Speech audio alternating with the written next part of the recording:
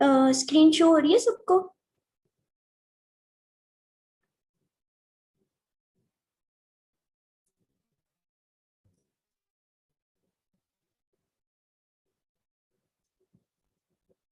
मेरी आवाज क्लियर आ रही है?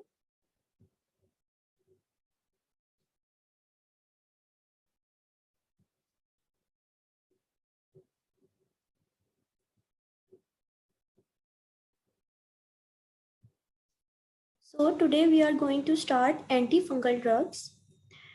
अभी तक आप लोगों ने कीमो में जितना भी पोर्शन पढ़ा है वो सारा का सारा बैक्टीरिया से रिलेटेड था। अब हम जो करना स्टार्ट करने लगे हैं कीमो का सेक्शन, वो है डिफरेंट पैथोजन से रिलेटेड होगा। ठीक है, अभी आप लोगों ने जो भी और ड्रग्स पढ़े थे सिर्फ और सिर्फ बैक्टीरिया के अगेंस्ट पढ़े थे। इसके अलावा भी पैथोजेंस होते हैं जो ह्यूमन बॉडी को अफेक्ट करते हैं, जिस फंगस होती है, ठीक है, वायरस होता है। इसके अलावा पैरासाइट्स होते हैं, हेलमिंथ्स होते हैं, प्रोटोजोआ होते हैं। तो ये सब आप डिटेल में अपनी माइक्रोबायोलॉजी में पढ़ेंगे। हम यहाँ पे सिर्फ और सिर्फ इनके अगेंस्ट ड्रग्स को डिस्कस करेंगे। बैक्टीरियो का पोर्शन आप लोगों ने सेक्शन कर लिया है कीमो का। आज हम जो नेक्स्ट सेक्शन स्टार्ट कर रहे हैं वो है फंगस के अगेंस्ट। ठीक है, सबसे पहले एंटी फंगल ड्रग्स पढ़ने से पहले आपको थोड़ा सा नो हाउ होनी चाहिए कि फंजाई जो होती है बेसिकली इसका स्ट्रक्चर क्या होता है। क्योंकि हम कोई भी जो ड्रग एक्चुअली बनाते हैं वो हमारा पर्पस यही होता है कि हमने उसको उसके किसी ना किसी स्ट्रक्चर के लेवल के ऊपर उसको अफेक्ट करना है, ताकि जो फंजाई का सेल होगा वो कहीं ना कहीं से डिस्ट्रॉय और डैमेज हो जाए। तो सबसे पहले हम थोड़ा सा फंजाई का स्ट्रक्चर देखेंगे कि फंजाई का स्ट्रक्चर होता कैसा है। ठीक है, ये आप लोगों को ये एरो का स्पॉट नजर आ रहा है सब स्टूडेंट्स को?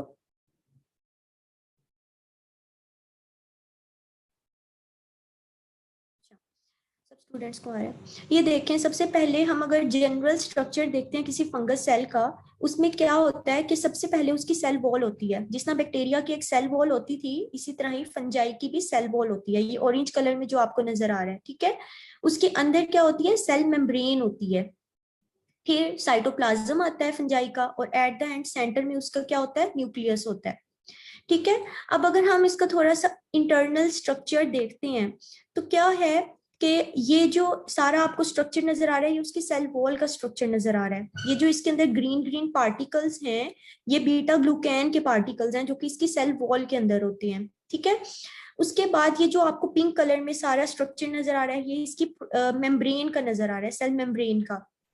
अब जो सेल मेम्ब्रेन होती है ना, जिस तरह ह्यूमन की सेल मेम्ब्रेन के अंदर कोलेस्ट्रोल होता है, आपने पढ़ा होगा, जो उसको फ्लूइडिटी दे रहा होता है, उसको क्या कर रहा होता है, उसकी मूवमेंट वगैरह में हेल्प कर रहा होता है, इसी तरह ही उसको फ्लेक्सिबल करता है। इसी तरह ही जो फंजाई की सेल होती है, सेल मेम्ब्रेन होती है, उसमें अल्लाह ताला ने उसके अंदर एर्गोस्टिरोल रखा है। ये जो आपको स्काई ब्लू कलर के मॉलिक्यूल्स नजर आ रहे हैं ये क्या है, ये एर्गोस्टिरोल के मॉलिक्यूल्स हैं। उसके बाद यहाँ पे आपको पर्पल कलर में एक नजर आ रहा होगा इंजाइम ग्लूकैन सिंथेज, ये भी इसकी सेल मेम्ब्रेन में पड़ा होता है। इसने ग्लूकैन मॉलिक्यूल्स बनाने होते हैं और उसको सेल वॉल के अंदर डिपॉजिट करना होता है। ठीक है, अब हमने जो ड्रग्स पढ़नी है हमारा बेसिक टारगेट यही होगा, या तो हम उसकी सेल वॉल को अफेक्ट करें। एरो नजर नहीं आ रहा किसी भी स्टूडेंट को?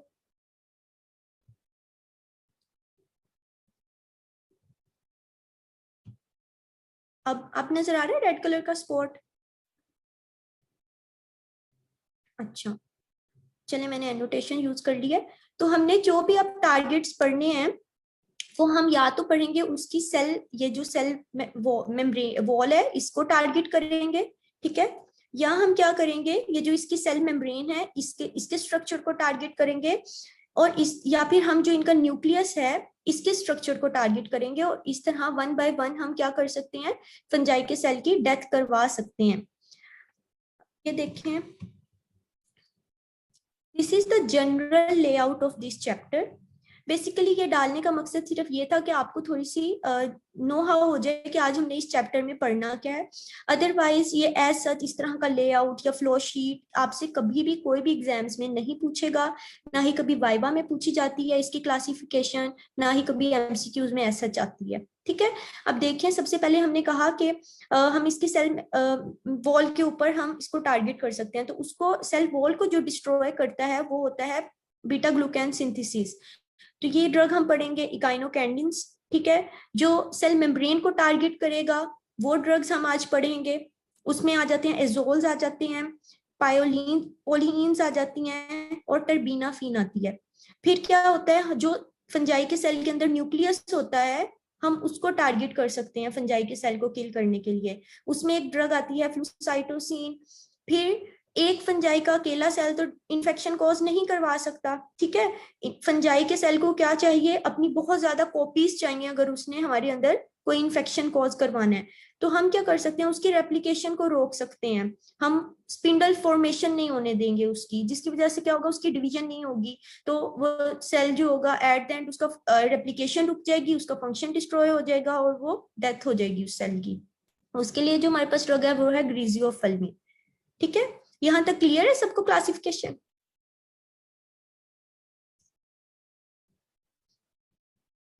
ये बात सबको समझ आई है, जनरल स्ट्रक्चर समझ आ गया सबको फंजाई का? क्योंकि जब आपको जनरल स्ट्रक्चर समझ, ये भी डायग्राम कभी भी आपसे एग्जाम्स में नहीं पूछेंगे, लेकिन अगर एक बार आपको इस डायग्राम के ऊपर ग्रिप आ जाएगी तो इस चैप्टर में जितने भी ड्रग्स हैं उनके जितने भी मैकेनिज्म ऑफ एक्शंस हैं वो आपको फिंगर टिप्स पे याद हो जाएंगे, आपको कभी भी नहीं भूलेंगे। ठीक है, इसलिए मैंने ये डायग्राम सबसे पहले एक्सप्लेन किया ताकि फर्दर जब हम वन बाय वन ड्रग्स को डिस्कस करें आपको उनके मैकेनिज्म ऑफ एक्शंस ऑलरेडी पता हो। देखें, अब फंजाई के बारे में पढ़ने से पहले हमें पता होना चाहिए कि आखिरकार ये फंजाई का जो सेल है ये कितने तरह के इन्फेक्शंस कॉज करवा सकता है। बेसिकली होता यह है कि जो फंजाई का सेल होता है ये दो तरह के इन्फेक्शंस कॉज करवा सकता है। ठीक है, नंबर 1 इन्फेक्शन जो होता है वो होता है ब्लड के अंदर, और दूसरा इन्फेक्शन क्या होगा, वो स्किन के ऊपर होता है। स्किन के ऊपर या क्यूटेनियस या सबक्यूटेनियस सरफेस जो होती है उसके ऊपर होता है।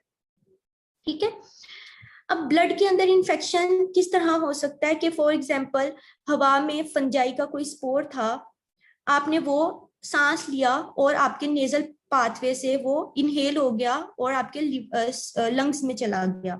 लंग्स से वो ब्लड में एंटर होगा और ब्लड के अंदर डिफरेंट इन्फेक्शंस करवा देगा। ठीक है, दूसरा तरीका क्या हो सकता है सिस्टेमिक इन्फेक्शन का? दूसरा तरीका ये होता है कि आपने कोई चीज नीचे गिरी थी, आपने वो नीचे से गिरी हुई चीज उठा के खा ली, उस जो चीज आपने नीचे से उठा के खाई उसके ऊपर फर्श के ऊपर या फिर सॉइल में फंगल स्पोर्स थे। अब आपने उसको बगैर क्लीन किए खा लिया तो फंगल स्पोर्स आपके स्टमक में चले गए और स्टमक से आपके ब्लड में एंटर हो जाएंगे। एज अ रिजल्ट क्या होगा, आपको ब्लड बोर्न फंगल इन्फेक्शन हो जाएगा। ठीक है, तो उसको ट्रीट करना पड़ेगा। ये हो गया एक तरह का इन्फेक्शन जो कि ब्लड में ही आपके फंगल स्पोर्स गए और ब्लड में ही आपको इन्फेक्शन कॉज हुआ। मेरी आवाज सबको क्लियर आ रही है या बस एक स्टूडेंट का मसला है?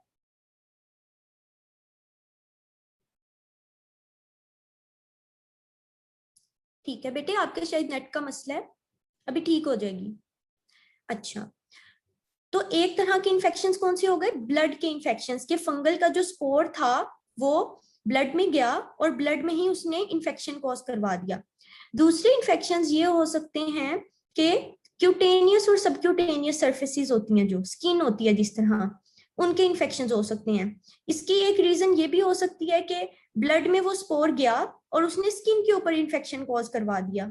ठीक है, और दूसरी रीजन ये भी हो सकती है कि वो हमारी स्किन जो थी एक्सटर्नल इन्वायरमेंट से एक्सपोज थी और वहां पे हमें इन्फेक्शन हो गया।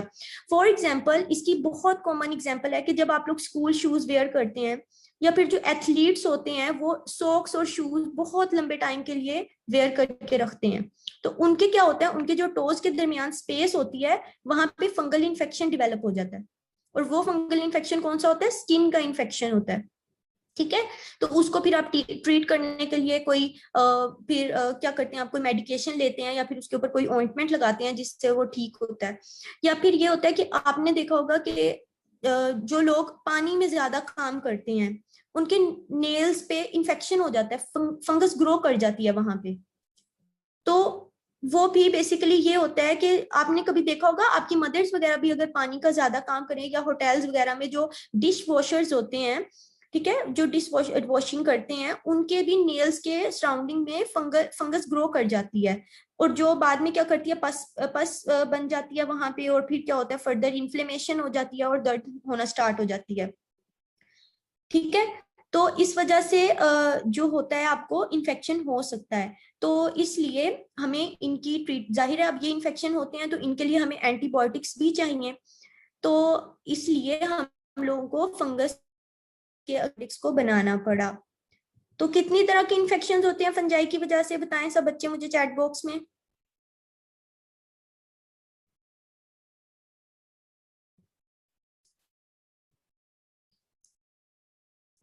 कौन कौन से होते हैं? ब्लड बॉर्न हो सकते हैं, या फिर स्किन के ऊपर, या फिर जिस तरह सबक्यूटेनियस सरफेस होती है ना, सबक्यूटेनियस सरफेस कहते हैं बेसिकली जो आपकी माउथ हो गया, ओरल कैविटी हो गई, एनस हो गया, विजाइना हो गई, जिनका एक्सटर्नल इन्वायरमेंट के साथ जो होता है थोड़ा सा एक्सपोजर होता है, वो होती हैं सबक्यूटेनियस सर्फेसिस। तो उनके ऊपर भी फंगल इन्फेक्शन ग्रो कर सकता है। ठीक है, ये क्लियर है सबका? Now we are going to discuss the drugs one by one. हमारी जो सबसे पहली ड्रग है वो है एम्फोटेरिसिन बी।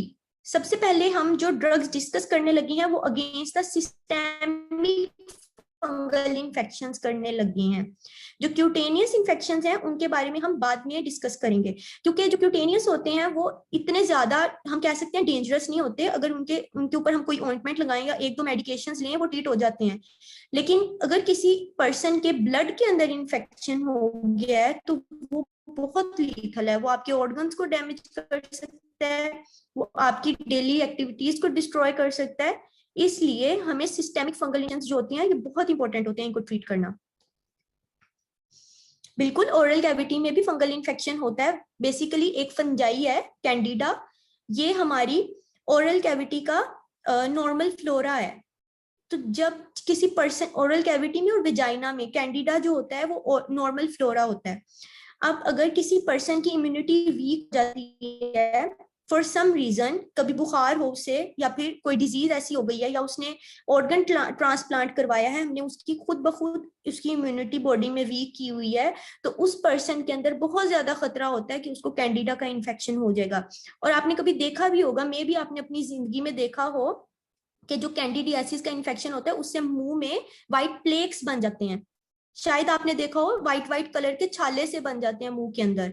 या फिर विजाइना में जिन बच्चों को होता है ये इन्फेक्शन, उनमें क्या होता है, जो उनका विजाइनल फ्लूइड होता है वो बहुत वाटरी हो जाता है। वैसे तो म्यूकोइड और थिक कंसिस्टेंसी होती है विजाइनल फ्लूइड की, लेकिन जिनको कैंडिडा का इन्फेक्शन हो जाए उनके अंदर इरिटेशन होती है, और उनका जो फ्लूइड होता है वो स्मेली हो जाता है और बिल्कुल वाटरी हो जाता है। तो इसलिए हमें इनके अगेंस्ट ड्रग्स को पढ़ना is very necessary. Now we are going to start the systemic fungal infections. हम ब्लड बोर्न जो फंगल इन्फेक्शन होते हैं इनके अगेंस्ट सबसे पहले ड्रग्स को डिस्कस करेंगे वन बाय वन। देखें, सबसे पहली जो हमारी ड्रग है वो है एम्फोटेरिसिन बी। एम्फोटेरिसिन बी अगर हम डिस्कस करें तो ये एक बहुत अच्छी, हम कह सकते हैं, ब्रॉड स्पेक्ट्रम ड्रग है। बहुत ब्रॉड स्पेक्ट्रम मतलब ये ना almost all the species of the fungi cover कर लेती है। अभी आप लोग माइक्रो में इसकी डिफरेंट स्पीशी मतलब डिफरेंट उसके पढ़ेंगे, टाइप्स पढ़ेंगे फंगल फंजाई की। उसमें आप देखेंगे कि बहुत सारी टाइप्स के होते हैं, ठीक है, क्रिप्टोकोकस होता है, ब्लास्टोमाइसिस होती हैं, और भी बहुत सारे होते हैं। तो एम्फोटेरिसिन भी एक बहुत ब्रॉड स्पेक्ट्रम ड्रग है, ठीक है। लेकिन इसके थोड़े से ना साइड इफेक्ट्स तो इसके बहुत ज्यादा हैं। ये हम कभी भी ओरल फॉर्मुलेशन में नहीं दे सकते। इसकी ओरल वॉइस नहीं आ रही बच्चों, आप लोगों को अगर कोई वॉइस का इशू हो तो मुझे फौरन से इन्फॉर्म कर देना। किसी को भी आवाज नहीं आ रही मेरी?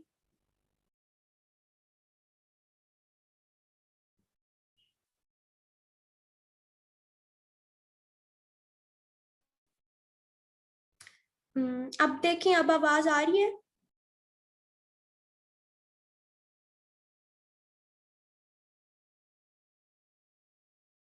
अब ठीक है। अच्छा चलें स्टार्ट करते हैं। मैं बता रही थी कि हम सबसे पहले क्या करेंगे, हमने सिस्टेमिक फंगल इन्फेक्शंस के अगेंस्ट ड्रग को डिस्कस करना है। और सिस्टेमिक फंगल इन्फेक्शन में जो पहली ड्रग हम डिस्कस करेंगे वो करेंगे एम्फोटेरिसिन बी ड्रग। ठीक है। एम्फोटेरिसिन बी ड्रग जो होती है बेसिकली ये बहुत ब्रॉड स्पेक्ट्रम ड्रग है। ये बहुत सारे जो फंजाई होते हैं उनके अगेंस्ट इफेक्टिव होती है। लेकिन एक तो इसके साइड इफेक्ट्स बहुत सीवियर हैं, बहुत सीवियर। दूसरी बात यह है कि हम कभी भी इस ड्रग को ओरल यूज नहीं कर सकते फॉर सिस्टेमिक इन्फेक्शंस। ये कभी भी ओरली अब्सॉर्ब भी नहीं होती जीआईटी से। क्यों नहीं होती? क्योंकि ये कभी भी जो होता है ना जीआईटी का जो एसिडिक इन्वायरमेंट होता है ड्यू टू HCl, ठीक है, ये उसको ना बियर ही नहीं कर सकती। ये एसिड स्टेबल नहीं होती, एज अ रिजल्ट ये एब्सॉर्ब भी नहीं होती हमारे जीआईटी से, और एज इट इज ही एक्सक्रीट आउट हो जाती है इन द यूरिन। तो हमें इस ड्रग को ओरली देने का कोई बेनिफिट नहीं होता। दूसरी बात, हम इसको आईवी इंजेक्शंस के थ्रू ही दे सकते हैं। ठीक है। ठीक है, लेकिन आप अगर नोटिस करें कि आईवी इंजेक्शंस के थ्रू किसी मेडिसिन को एक पर्सन को देना is not a favourable condition. क्योंकि आप बार बार उस पर्सन को इंजेक्शंस लगाएंगे तो वो उस पर्सन की भी टॉलरेंस आ जाएगी इंजेक्शंस के अगेंस्ट। ठीक है, इसलिए इस ड्रग को हम ज्यादा प्रेफर नहीं करते। एक तो इसका आईवी रूट होता है, दूसरा इसकी टॉक्सिसिटी बहुत ज्यादा है, तीसरी बात यह कि ये बहुत महंगी ड्रग है। ये बिल्कुल भी बजट फ्रेंडली नहीं है, बिल्कुल भी कॉस्ट फ्रेंडली नहीं है। इसलिए इसका स्पेक्ट्रम बहुत ब्रॉड होता है, लेकिन हम इसको प्रेफर नहीं करते। इसको सिर्फ और सिर्फ तब प्रेफर किया जाता है जब हमारे पास कोई और ऑप्शन नहीं होता और इमरजेंसी में सिचुएशन होता है और इसकी लाइफ को सेव करना होता है। ठीक है, ये बात क्लियर है सबको?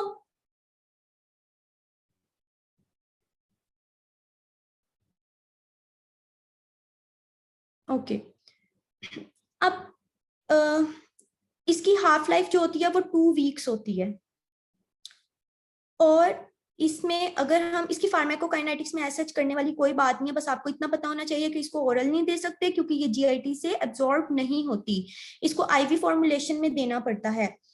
लेकिन अभी मैं आपको, हम पहले इसका मैकेनिज्म ऑफ एक्शन डिस्कस करेंगे, उसके बाद हम इसको देखेंगे कि हमने इसको इसके ऊपर ना, इस ड्रग को हम डायरेक्टली नहीं दे सकते बॉडी के अंदर। ये नेफ्रोटॉक्सिक होती है। इसके ऊपर हम फॉर एग्जाम्पल ये ड्रग दे रहे हैं ना, तो इस ड्रग के ऊपर हमें एक लिपोसोमल कोटिंग चढ़ानी पड़ती है। फिर जो है इस ड्रग को हम इंड्यूस कर सकते हैं बॉडी के अंदर।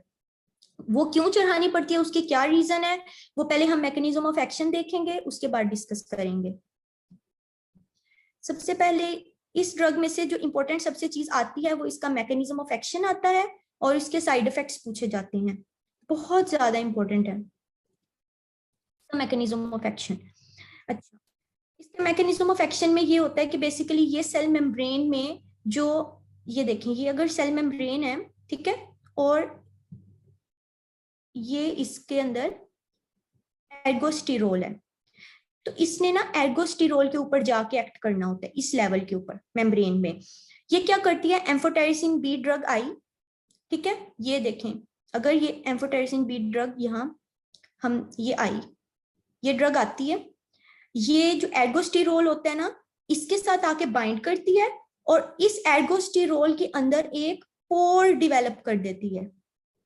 ये देखें बिल्कुल इस तरह, आपको डायग्राम में नजर आ रहा होगा यहाँ पे, ये देखें ये सेल मेम्ब्रेन है, ठीक है, और ये एक ब्लू कलर का एक कंप्लीट इस तरह स्ट्रक्चर था एर्गोस्टिरोल का। लेकिन जब ये ड्रग एंटर हुई, इस ड्रग ने आके क्या किया, इस ड्रग ने इस एर्गोस्टिरोल को 2 पोर्शन में डिवाइड कर दिया और इनके दरमियान एक पोर क्रिएट कर दिया। बिल्कुल इस तरह जिस तरह एक चीज में से आप फॉर एग्जांपल एक ग्लास है आपके पास, आप उसके ढक्कन में से स्ट्रॉ गुजार दें तो बिल्कुल एक जिस तरह एक पाथवे नहीं बन जाता एक्सटर्नल इन्वायरमेंट और ग्लास के अंदर के इन्वायरमेंट के अंदर, बिल्कुल इसी तरह ही क्या होता है कि जो एर्गोस्टिरोल होता है, ठीक है, ये देखें आप इस डायग्राम में। अभी ना हम एनिमेशन के थ्रू इसका मैकेनिज्म ऑफ एक्शन डिस्कस करेंगे, आपको तब ज्यादा क्लियर हो जाएगा। मैं आपको पीछे डायग्राम से दिखा,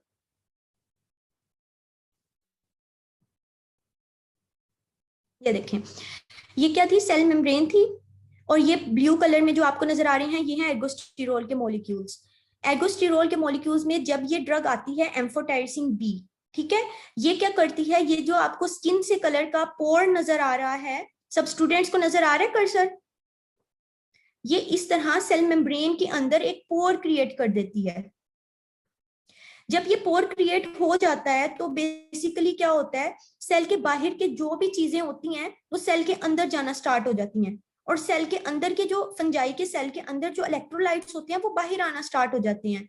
इससे क्या होता है कि जो परमिएबिलिटी होती है ना मेम्ब्रेन की वो चेंज हो जाती है, और जब मेम्ब्रेन की परमिएबिलिटी चेंज होगी तो जो सेल होगा वो स्वेलअप कर जाएगा और एट द एंड क्या हो जाएगा, बर्स्ट हो जाएगा।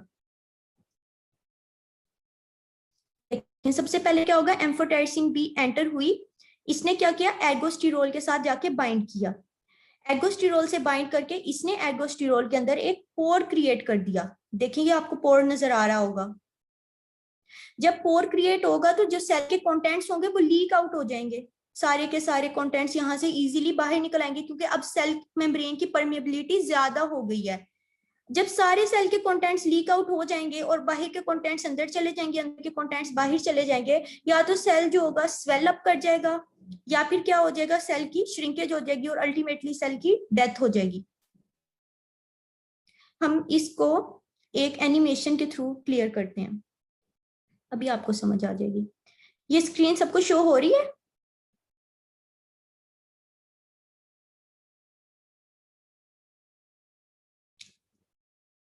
अच्छा, ये कर्सर भी नजर आ रहा है सबको, एरो जो है? ठीक है, यहाँ देखें ये है सेल मेम्ब्रेन, और ये जो ग्रीन वाला स्ट्रक्चर है ये है सेल वॉल, ठीक है। ये जो येलो कलर के पार्टिकल्स हैं ये बेसिकली एर्गोस्टिरोल है। अब हम देखते हैं कि इसमें हो क्या रहा है। अब एम्फोटेरिसिन बी आएगी और इस एर्गोस्टिरोल के अंदर एक पोर क्रिएट कर देगी। जब एर्गोस्टिरोल में पोर क्रिएट होगा तो आप देखेंगे कि जो जो बाहर के जो ये जो अंदर से है ना सारी चीजें, ये इसके जो कंटेंट्स हैं ये सारे लीक आउट हो जाएंगे सेल से, क्योंकि अब सेल मेम्ब्रेन इसकी ज्यादा परमिएबल हो जाएगी, उसके पास ज्यादा रास्ते बन जाएंगे अपने कंटेंट को बाहर निकालने के लिए। ये देखें, ये एम्फोटेरिसिन बी आ रही है, ये कलर में जो है ना ये एम्फोटेरिसिन बी है, ये एर्गोस्टिरोल के साथ जाके बाइंड हो गई। और ये देखें, एर्गोस्टिरोल सेल मेम्ब्रेन में होता है। जिस तरह ह्यूमंस की सेल मेम्ब्रेन के अंदर कोलेस्ट्रॉल होता है, इस तरह फंजाई की सेल मेम्ब्रेन के अंदर एर्गोस्टिरोल होता है। ये देखें, ये एम्फोटेरिसिन बी ने आके एक पोर क्रिएट कर दिया, जिस तरह एक स्ट्रॉ होता है। और ये देखें, अब इसके अंदर सेल के अंदर जितने भी ये उसके थे आइंस वगैरह वो लीक आउट होना स्टार्ट हो गए उसकी मेम्ब्रेन से। जी बेटा, फंजाई के पास सेल वॉल होती है, मैंने स्टार्ट ऑफ द लेक्चर इसीलिए आपको वो डायग्राम एक्सप्लेन की थी।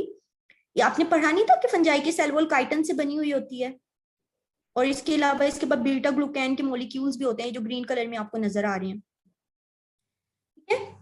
ये देखें, सारे के सारे उसके आइंस जो हैं वो लीक आउट हो गए हैं, और अब क्या होगा, अब एज अ रिजल्ट क्या होगा, ये देखें दोबारा से, सबको क्लियर हुआ है? ये एम्फोटेरिसिन बी आई, उसने सेल मेम्ब्रेन के अंदर एक पोर क्रिएट किया, और ये सारे के सारे मॉलिक्यूल्स जो हैं उसके अंदर से जो आइंस वगैरह थे वो सब के सब बाहर चले गए मेम्ब्रेन से।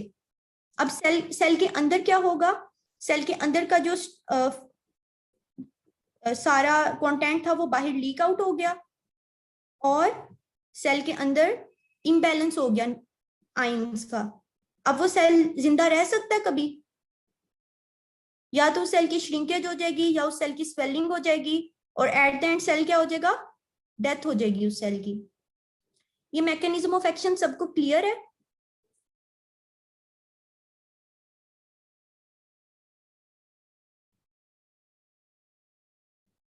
सब स्टूडेंट्स मुझे बताएं, फिर ही हम आगे बढ़ेंगे, क्योंकि इस पूरे आप अगर कह लेना चैप्टर में से या तो एम्फोटेरिसिन बी का मैकेनिज्म ऑफ एक्शन और इसके एडवर्स इफेक्ट्स इंपॉर्टेंट हैं, या फिर क्या इंपॉर्टेंट है इसमें जो हमने अब एजोल्स पढ़नी है वो इंपॉर्टेंट है। क्लियर है सब स्टूडेंट्स को? ठीक है, मैंने लेक्चर के एंड पे आपसे क्वेश्चनिंग करनी है। FJ बेटा, मुझे समझ नहीं आई आपके क्वेश्चन की। अच्छा, अब हमने इसके क्या कर लिया, हमने इसकी फार्माकोकाइनेटिक्स देख ली। सिंपल क्या थी इसकी फार्माकोकाइनेटिक्स, हमने इसको आईवी रूट से देना था और इसकी हाफ लाइफ होती है 2 वीक्स की। उसके बाद हमने इसका मैकेनिज्म ऑफ एक्शन डिस्कस कर लिया। Now we are going towards the clinical uses.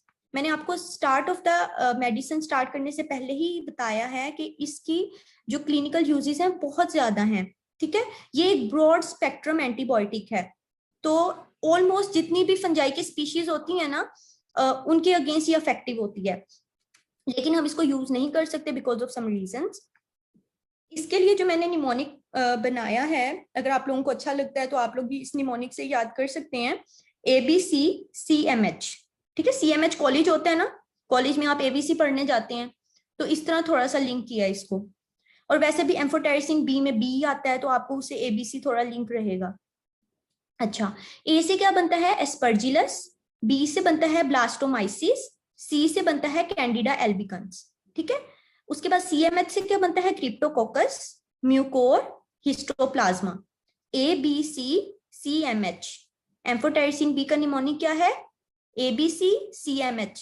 अभी आपको ना फंजाई के नेम्स मुश्किल लग रहे होंगे, ये थोड़े बड़े बड़े नेम्स हैं, लेकिन एक बार जब आप लोग माइक्रो में इसके नेम्स कर लेंगे ना, इसके ऑलमोस्ट 3 to 4 चैप्टर्स ही हैं सिर्फ माइकोलॉजी के माइक्रो में, तो आपको ये नेम्स फिंगर टिप्स पे याद हो जाएंगे। तो अभी इन नेम्स को देख के परेशान नहीं होना। अब हम देखते हैं इसकी टॉक्सिसिटी। इसकी 3 तरह की टॉक्सिसिटी होती है। सबसे पहले इसकी होती है infusion related toxicity. Infusion related toxicity का क्या मतलब है कि जब हमने इसको आईवी इंजेक्शन के थ्रू इन्फ्यूज करना है तो बॉडी में क्या क्या चेंजिंग्स आएंगी। ठीक है, दूसरी इसकी टॉक्सिसिटी होती है dose limiting toxicity. Dose limiting toxicity जो होती है वो नेफ्रोटॉक्सिसिटी करवा रही होती है। और तीसरी इसकी टॉक्सिसिटी होती है न्यूरोटॉक्सिसिटी।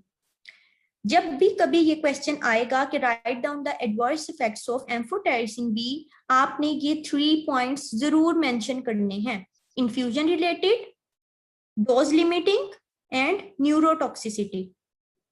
ठीक है, first we are going to start the infusion related toxicity.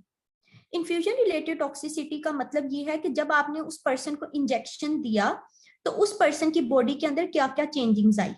कभी आपने देखा है कि किसी पर्सन को ब्लड लगा हो तो उस पर्सन को क्या हो जाता है, उस पर्सन को बुखार हो जाता है, फौरन से बुखार हो जाता है, उसके मसल्स में दर्द स्टार्ट हो जाती है, उसको सर्दी लगना शुरू हो जाती है और बहुत लो लो फील कर रहा होता है, उसको ब्लड प्रेशर भी उसका लो हो जाता है। बेसिकली ये इस वजह से होता है कि जब कोई न्यू चीज आपकी बॉडी में इन्फ्यूज की जाती है तो आपकी बॉडी उसके अगेंस्ट रिएक्ट करती है। ठीक है, जब बॉडी रिएक्ट करेगी तो ऑब्वियसली उसकी रिएक्शन के नतीजे में कुछ ना कुछ सिम्टम्स जरूर आएंगे। बिल्कुल इसी तरह जब हम एम्फोटेरिसिन B का इंजेक्शन किसी पेशेंट को लगाएंगे तो उस थोड़ा सा बुखार हो जाएगा, उसको सर्दी लगेगी, मसल स्पैज्म होगा, हेडेक हो सकता है, वोमिटिंग नोजिया हो सकता है उसे, और हाइपोटेंशन। अब हाइपोटेंशन क्यों होगी उसे? हाइपोटेंशन इसलिए होगी कि जब आप किसी पेशेंट की बॉडी के अंदर फ्लूइड इन्फ्यूज करेंगे तो बॉडी को लगेगा कि बॉडी में तो बहुत ज्यादा फ्लूइड आ रहा है। ठीक है, कहीं बॉडी के अंदर हाइपरटेंशन ना हो जाए इतना ज्यादा फ्लूइड देख के, तो क्या होगा, बॉडी फौरन से अपनी जो वेसल्स होगी उनको वेजो डायलेट कर देगी, ताकि अगर फ्लूइड ज्यादा आ भी रहा है तो वेसल जो है उनको कंपनसेट कर दें। जब वेसल्स की वेजो डायलेशन होगी तो बॉडी के अंदर क्या हो जाएगा, हाइपोटेंशन की कंडीशन डेवलप हो जाएगी।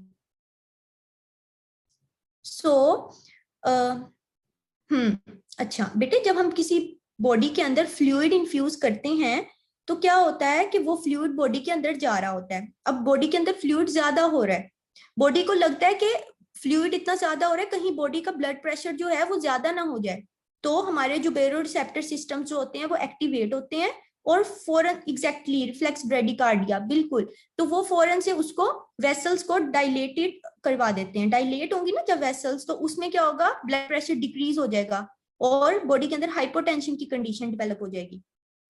अब हमें ये बात अंडरस्टूड थी कि हम लोगों ने जब ही इस पेशेंट को आईवी इन्फ्यूजन देनी है तो पेशेंट की बॉडी के अंदर ये सिम्टम्स आने हैं।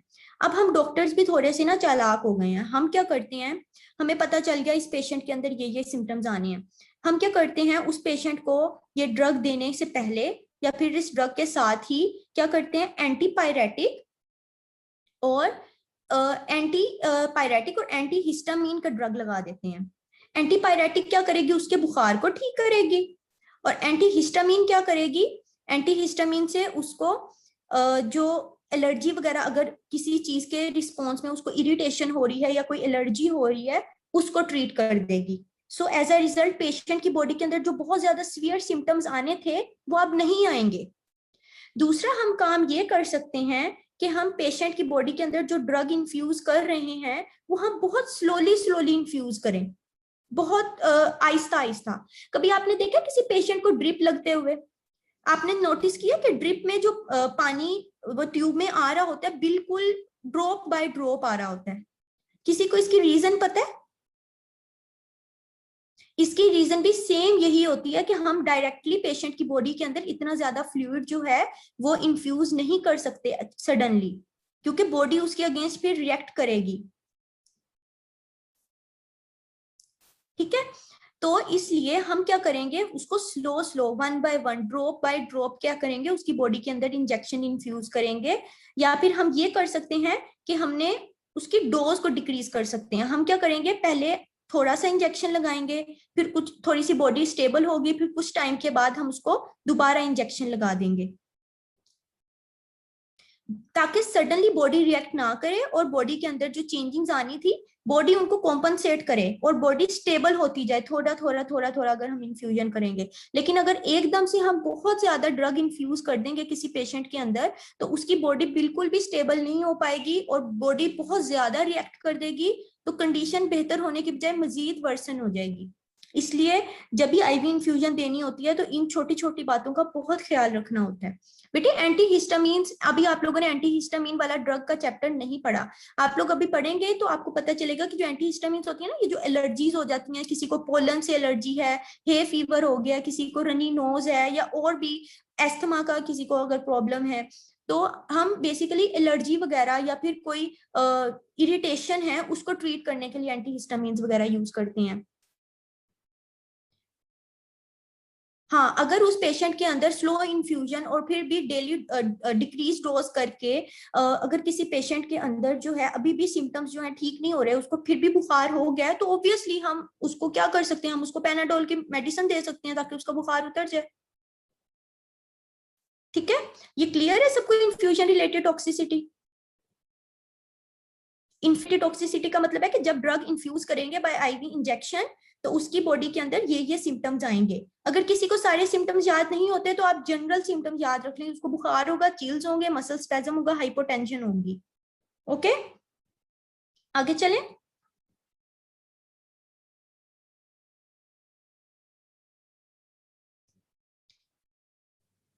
अच्छा,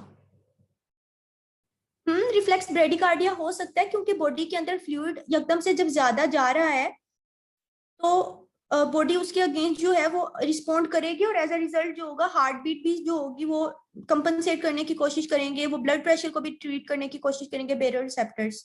ठीक है, अच्छा, डोज लिमिटिंग। फॉर नेक्स्ट जो हमारा एडवर्स इफेक्ट है वो है dose limiting adverse effect. Basically जो एम्फोटेरिसिन बी ड्रग है ना, ये ना हम कह सकते हैं ये बहुत ही टॉक्सिक ड्रग है। टॉक्सिक इस सेंस में हम कह सकते हैं, इसके ना दो रीजंस हैं। सबसे पहले ये ना नेफ्रोटॉक्सिक होती है, सबसे मेजरली इसका जो पॉइंट होता है नेफ्रोटॉक्सिसिटी होता है। ठीक है, इसलिए हमें ना, क्योंकि इसका रूट ऑफ एक्सक्रीशन भी क्या है, किडनी के थ्रू है, इसलिए अगर हम इसकी ज्यादा डोज दे देंगे ना तो सबसे ज्यादा नुकसान जो पहुंचेगा वो हमारी किडनीज को पहुंचता है। अब ये नेफ्रोटॉक्सिक किस तरह से है, हम इसकी दो रीजंस पढ़ेंगे। सबसे पहले मैंने आपको बताया जब बॉडी में हाइपोटेंशन होगी तो जो किडनीज होती हैं उनको ब्लड कम पहुंचेगा, जीएफआर कम हो जाएगा। ठीक है, ऐसी है। जब जीएफआर कम होगा तो इट मींस यूरिन की फॉर्मेशन क्या हो जाएगी, कम हो जाएगी। जब यूरिन कम बनेगा तो जो हाइड्रोजन आयंस यूरिन के थ्रू बाहर निकलने थे वो अब नहीं निकलेंगे। एज अ रिजल्ट क्या होगा, रीनल ट्यूब्यूल्स के अंदर एसिडोसिस हो जाएगी। This is a very important point, आप लोगों ने कभी नहीं भूलना कि amphotericin B renal tubular acidosis करवाती है। आपने अमाइनोग्लाइकोसाइड्स में पढ़ा होगा कि वो रीनल ट्यूब्यूल्स की नेक्रोसिस करवाती थी, ठीक है। और एम्फोटेरिसिन बी जो है वो क्या करती है, रीनल ट्यूब्यूल्स की एसिडोसिस करवाती है by decreasing the glomerular filtration rate. जब जीएफआर कम होता है तो इसकी वजह से क्या होगा कि हाइड्रोजन आयन जो एक्सक्रीट आउट होने थे वो एक्सक्रीट आउट नहीं हो रहे प्रॉपर्ली। रिजल्ट क्या होगा, हाइड्रोजन आयन किडनीज की ट्यूब्यूल्स में ही रहेंगे, तो किडनीज की ट्यूब्यूल्स में एसिडोसिस हो जाएगी। और जब हाइड्रोजन आयन किडनी के अंदर ही रहेंगे तो इसको कॉम्पनसेट करने के लिए किडनीज में से पोटेशियम और मैग्नीशियम यूरिन में एक्सक्रीट होना स्टार्ट हो जाएंगे, जिसकी वजह से बॉडी में पोटेशियम और मैग्नीशियम का लेवल डिक्रीज हो जाएगा। ये देखें, एम्फोटेरिसिन भी डिक्रीज करेगी ग्लोमेरुलर फिल्ट्रेशन रेट को और रीनल ट्यूबुलर एसिडोसिस करवा देगी, जिसकी वजह से क्या होगा, मैग्नीशियम और पोटेशियम जो होंगे वेस्ट होना स्टार्ट हो जाएंगे इन द यूरिन। ये बात क्लियर हुई है? इसको हम लिंक कर सकते हैं जीएफआर डिक्रीज क्यों हुआ, क्योंकि जब हमने आईवी इन्फ्यूजन दी उस पर्सन को, आईवी इन्फ्यूजन की वजह से उसकी वेसल्स की वेजोडाइलेशन हुई। वेजोडाइलेशन की वजह से क्या होगा, ऑब्वियसली किडनी की ट्यूब्यूल्स, जो किडनी की वेसल्स होंगी उनको भी ब्लड कम पहुंचेगा। अब जब उनमें ब्लड कम आएगा तो क्या होगा, उनका जीएफआर डिक्रीज हो जाएगा, और डिक्रीज जीएफआर की वजह से फिर रीनल ट्यूबुलर एसिडोसिस की कंडीशन डेवलप हो जाती है। ये पॉइंट सबको क्लियर है? Because this is a very important point.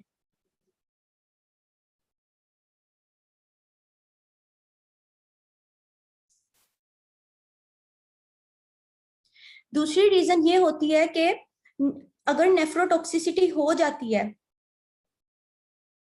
अगर नेफ्रोटॉक्सिसिटी हो जाती है तो किडनी में आपको पता है एरिथ्रोपोइटिन बननी होती है, प्रोटीन। अगर एरिथ्रोपोइटिन ही नहीं बनेगी तो आपको पता है एरिथ्रोपोइटिन ने जाके क्या करना होता है, बताएं एरिथ्रोपोइटिन क्या करती है?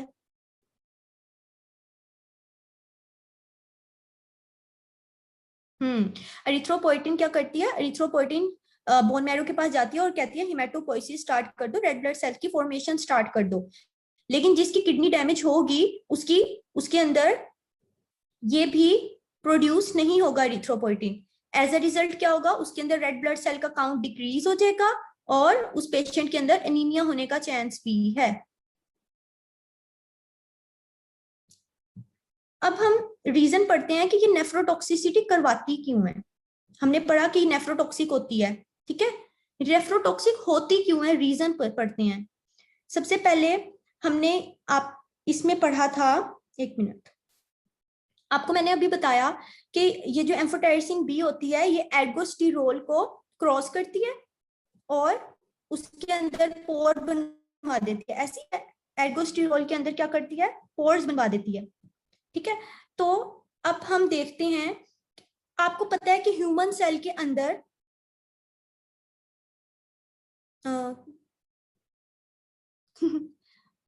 कह सकते हैं एम्फोटेरिसिन बी इंड्यूस एनीमिया, लेकिन ये जनरल एनीमिया ही होता है।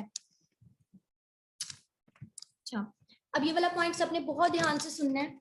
जो एम्फोटेरिसिन बी होती है वो बेसिकली, आपने अगर सोचा हो कि ये लिपिड सोलुबल होती है, क्योंकि ये एल्डोस्टेरोल के अंदर पोर करवाती है, इट मींस कि ये लिपिड सोलुबल है, ठीक है।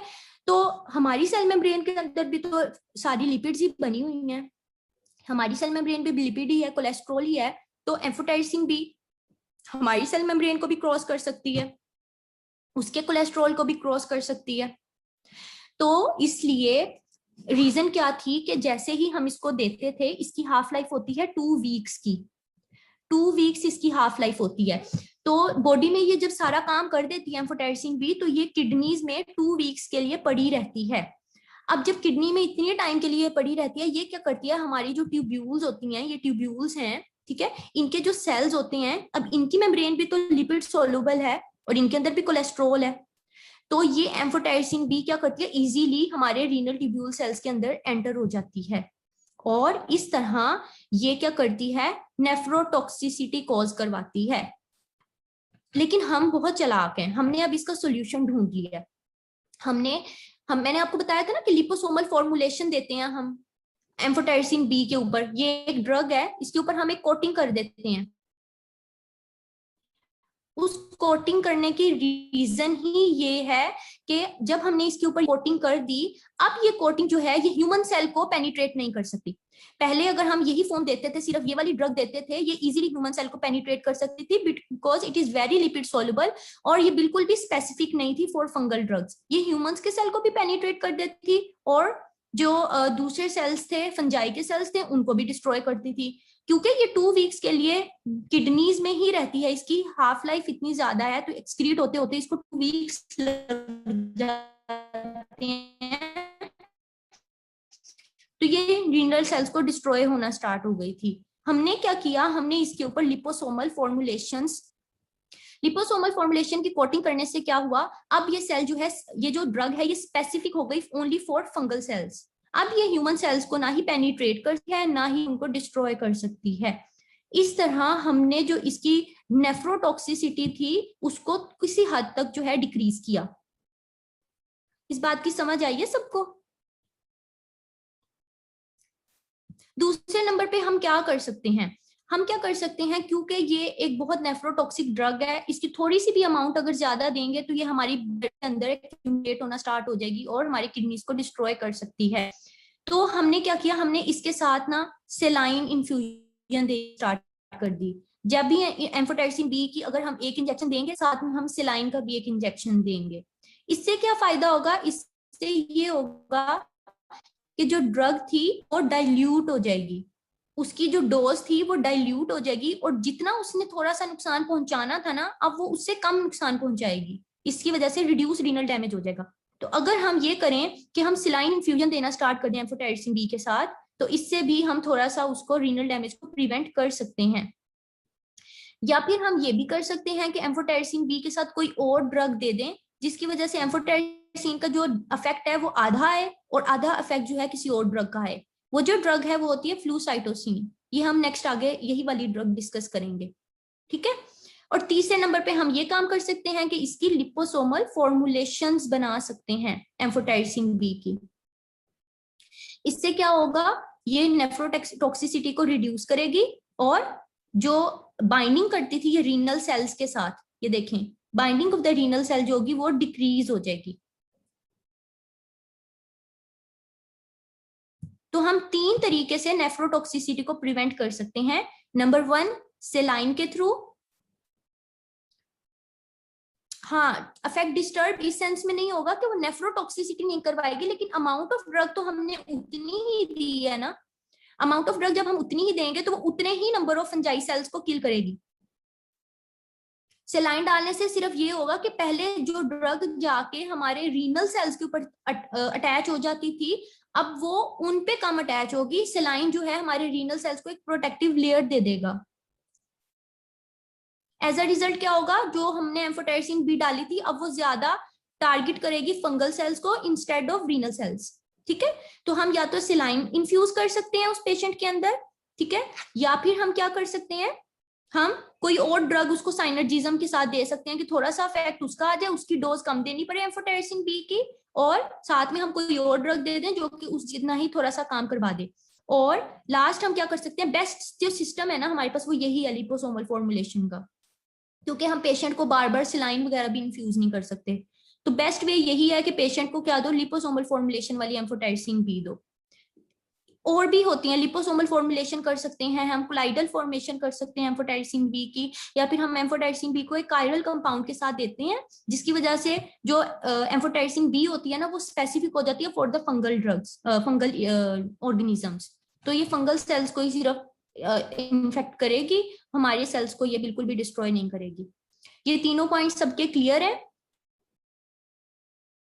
इसलिए यहाँ लिखा हुआ है कि डोज लिमिटिंग नेफ्रोटॉक्सिसिटी। अगर हम डोज ही बहुत ज्यादा कम कर देंगे एम्फोटेरिसिन बी की तो फिर नेफ्रोटॉक्सिसिटी नहीं आएगी। हम डोज बहुत ज्यादा देंगे तो ऑब्वियसली 2 वीक्स के लिए रीनल सेल्स को, और फिर एक बार रीनल सेल्स डैमेज हो जाएं तो उनका रिवाइवल बहुत मुश्किल हो जाती है। सब बच्चे मुझे चैट बॉक्स में बताएं, ये पॉइंट क्लियर है सबको?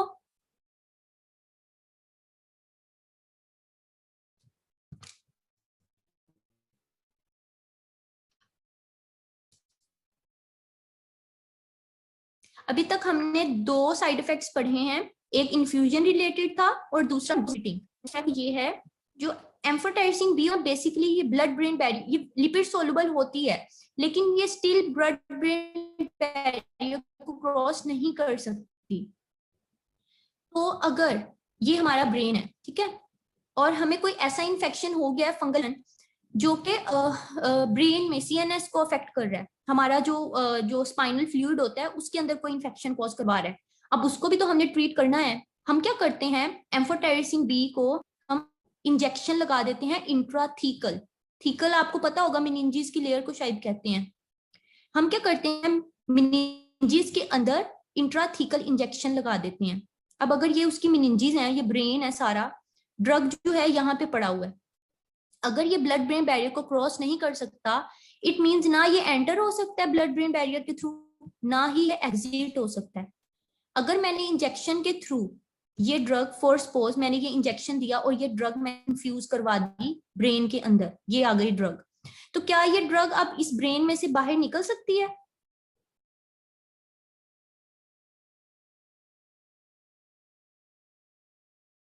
अगर ये ड्रग ब्लड ब्रेन बैरियर को क्रॉस नहीं कर सकती, मैंने इंजेक्शन के थ्रू इस ड्रग को ब्रेन के अंदर इन्फ्यूज किया था, तो क्या आफ्टर इन्फ्यूजन अपना काम करने के बाद ये ड्रग ब्रेन से आउट हो सकती है? नहीं आ सकती। एग्जैक्टली जब ये ब्रेन से बाहर नहीं आ सकती तो ये ड्रग क्या करेगी, ये ड्रग ब्रेन के अंदर ही रहेगी, मेनिंजेस में ही रहेगी अंदर, और उसको मेटाबोलाइज बेशक हो जाए, उसको मेटाबॉलिज्म के लिए भी कोई जगह नहीं मिलेगी, और ये ड्रग अंदर ही अंदर रह के क्या करवाएगी, सीएनएस टॉक्सिसिटी करवा देगी, और बॉडी में सीजर्स आना स्टार्ट हो जाएंगे और न्यूरॉन्स डैमेज हो जाएंगे, न्यूरोलॉजिकल डैमेज आ जाएगा। इसलिए बहुत ज्यादा रिस्की है कि अगर हम किसी मतलब एम्फोटेरिसिन बी को इंट्राथीकली दें। वैसे भी इंट्राथीकल इंजेक्शन जो होते हैं ना, हम प्रेफर नहीं करते, क्योंकि किसी भी ड्रग को जब इंट्राथीकली देते हैं ना, तो उसी रीजन की वजह से देते हैं कि वो ब्लड ब्रेन बैरियर को क्रॉस नहीं कर सकता, और जब ड्रग ब्लड ब्रेन बैरियर को क्रॉस नहीं कर सकती तो ना वो एंटर हो सकती है ना वो एग्जिट हो सकती है। जब ब्रेन में से ड्रग बाहर आएगी ही नहीं तो वो ब्रेन के अंदर क्या करेगी, डैमेज करेगी न्यूरॉन्स का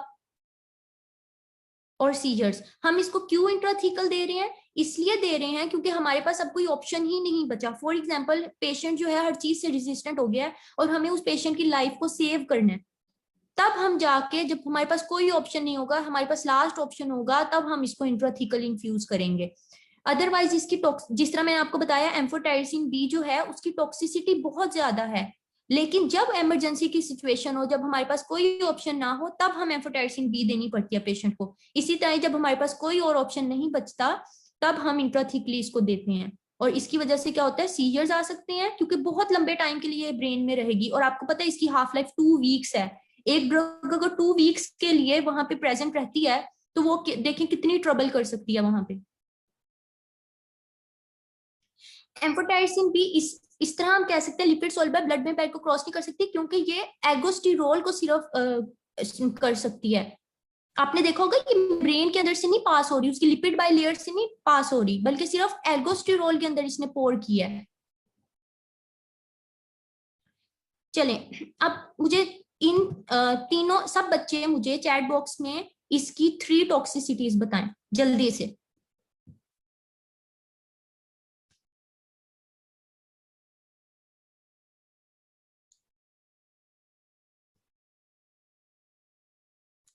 फीवर नहीं लिखना किसी बच्चे ने इसकी टॉक्सिसिटी में। इसकी टॉक्सिसिटी में हेडिंग आप लोगों ने इन्फ्यूजन रिलेटेड टॉक्सिसिटी की डालनी है। उसके अंदर आप लोग फिर लिख सकते हैं कि उसको फीवर हुआ है, चिल्स हुए हैं, उसको मसल स्पैज्म हो गया है। Infusion related nephro neuro and infusion, in infusion nephro neuro, ये ड्रग सबको क्लियर है। अब एम्फोटेरिसिन बी के बारे में कोई क्वेश्चन आएगा? तो सब बच्चे अटेम्प्ट कर लेंगे? सबको मैकेनिज्म ऑफ एक्शन क्लियर है इसका? मैं आपको यहाँ पे एक वाइवा का क्वेश्चन बताती हूँ। कुछ टीचर्स कहते हैं कि एम्फोटेरिसिन बी जो है हम इसकी आईवी इन्फ्यूजन देते हैं, ठीक है, तो क्या कोई ऐसी कंडीशन भी है जब हम इसको ओरली दें और उसकी कंडीशन जो है वो ठीक हो जाए? आप लोगों को क्या लगता है, कोई ऐसी कंडीशन होगी कि हम एम्फोटेरिसिन बी ओरल दें और हमारी वो कंडीशन ठीक हो जाए? किस एक कंडीशन में एम्फोटेरिसिन बी ओरल दे सकते हैं हम? बेसिकली टीचर्स ये क्वेश्चन करते हैं। अगर फंगल इन्फेक्शन जीआईटी का हो, ठीक है, स्टमक का कोई फंगल इन्फेक्शन हो, तब हम इस केस में एम्फोटेरिसिन बी को ओरल देंगे। ओरल देने का फायदा क्या होगा? ड्रग हमने दी, वो स्टमक में ही रहेगी, वो क्रॉस नहीं कर सकती, ब्लड के अंदर एंटर नहीं हो सकती। जब ब्लड के अंदर एंटर नहीं होगी और ज्यादा देर के लिए स्टमक में रहेगी, तो स्टमक के अंदर कोई भी फंगल इन्फेक्शन होगा वो ट्रीट हो जाएगा और बाद में वो ड्रग क्या करेगी, यूरिन से एक्सक्रीट आउट हो जाएगी। इस तरह ओरल देने से कोई भी स्टमक का जो इन्फेक्शन होगा, जीआईटी रिलेटेड अगर कोई इन्फेक्शन होगा, वो ट्रीट हो जाएगा। इस तरह ड्रग को ब्लड में जाने की जरूरत ही नहीं पड़ेगी। So this is a very important viva question. Tell me the one reason why we can give amphotericin B as an oral formulation.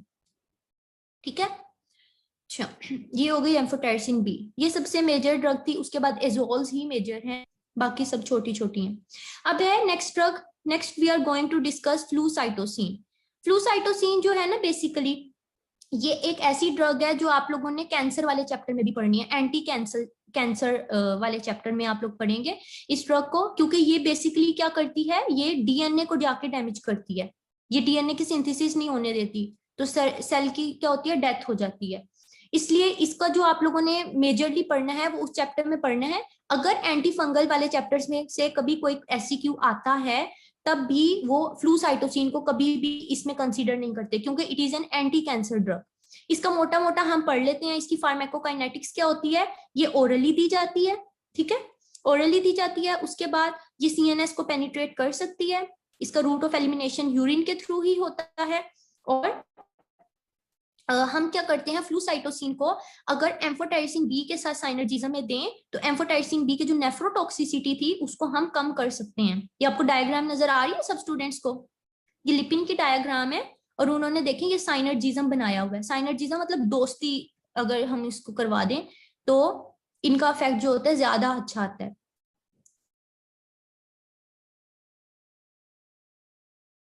ठीक है, तो इसके इसकी फार्माकोकाइनेटिक्स में कोई भी इतनी इंपॉर्टेंट बात याद करने वाली नहीं थी। इंपॉर्टेंट इसका मैकेनिज्म ऑफ एक्शन है। अब अगर कोई बहुत बुरी किस्मत हो तो कोई इसका मैकेनिज्म ऑफ एक्शन पूछ सकता है। इसका मैकेनिज्म ऑफ एक्शन बेसिकली पता है क्या होता है? इसका मैकेनिज्म ऑफ एक्शन है बहुत कॉम्प्लेक्स है। कॉम्प्लेक्स इस तरह है कि इसको बहुत सारे काम करने पड़ते हैं सेल के अंदर एंटर होने के लिए। सबसे पहले तो जो फ्लूसाइटोसिन है ना, इसने सेल के अंदर एंटर होना है, ये है मेम्ब्रेन, ठीक है, ये सबको यहाँ नजर आ रही है ना, ये मेम्ब्रेन है। ये वाली जो ड्रग है ऐसे ही एंटर नहीं हो जाती सेल के अंदर, इसको यहाँ से यहाँ एंटर होने के लिए एक एंजाइम चाहिए होता है, परमिएज, जो कि इसको परमिट करता है to enter into the fungal cell. ये आप देख रहे हैं यहाँ परमिएज एंजाइम।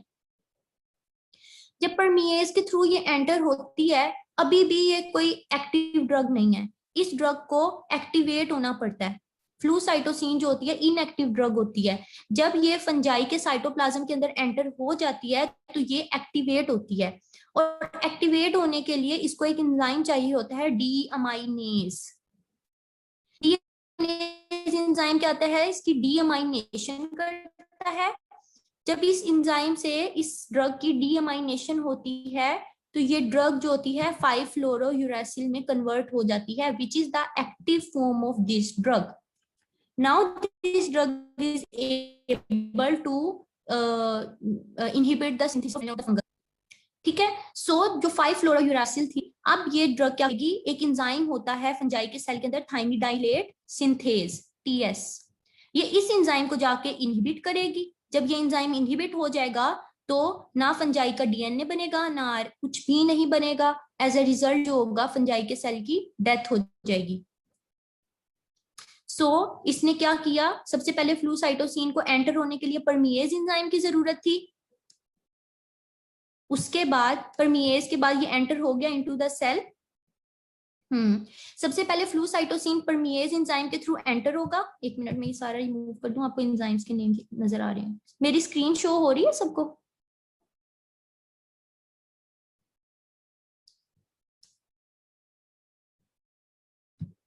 ये देखें, सबसे पहले फ्लू साइटोसिन ने सेल के अंदर एंटर होने के लिए एंजाइम चाहिए, परमिएज एंजाइम। ये एंजाइम्स को परमिट करेगा to enter into the cell. Cell में एंटर होकर ये ड्रग एक्टिवेट होगी into 5-fluorouracil by the enzyme deaminase. अब इसको काम करने के लिए पहले दो एंजाइम चाहिए, परमिएज और डी अमाइनेज। ये दोनों एंजाइम जब एक्ट करेंगे तो फिर ये जाके थाइमिडाइलेट सिंथेज एंजाइम होता है, उसको जाके इनहिबिट करेगी। और ये एंजाइम जो होता है ना, ये फंगल सेल की डीएनए और उसकी सिंथेसिस के लिए इंपॉर्टेंट होता है। सो जब ये एंजाइम इनहिबिट हो जाएगा तो फर्दर जो डीएनए ने रेप्लिकेट करना था और अपनी कॉपीज बनानी थी वो नहीं हो सकेंगी। As a result fungi cell जो होगा नॉन फंक्शनल हो जाएगा। तो ये बहुत नवाब सा ड्रग है। ये पहले आने के लिए दो एंजाइम को यूज करता है और फिर जाके तीसरे एंजाइम को इनहिबिट करता है। और आपको पता है कैंसर ये यूज होता है क्योंकि कैंसर में भी यही होता है कि हमने सेल्स में उनको डीएनए को फर्दर रेप्लिकेट ना करें, क्योंकि कैंसर में बहुत ज्यादा तेजी से डिवीजन हो रही होती है सेल्स की, इसलिए ये इफेक्टिव होता है। ये हम उस चैप्टर में डिस्कस करेंगे। ये देखिए यहाँ लिखा हुआ है कि इनहिबिट करेगा डीएनए सिंथेसिस को और सेल डिवीजन नहीं होने देगा। ये मैकेनिज्म ऑफ एक्शन सबका क्लियर है?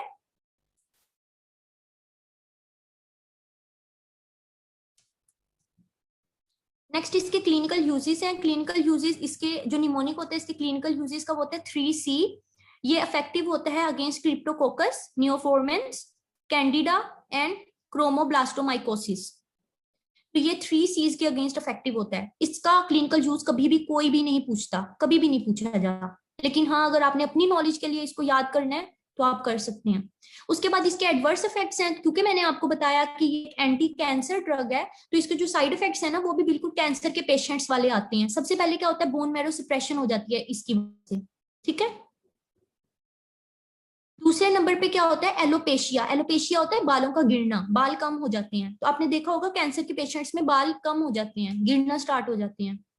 और तीसरा इसका मेटाबॉलिज्म लिवर में होता है, सो ये लिवर डिसफंक्शन कॉज कर सकता है।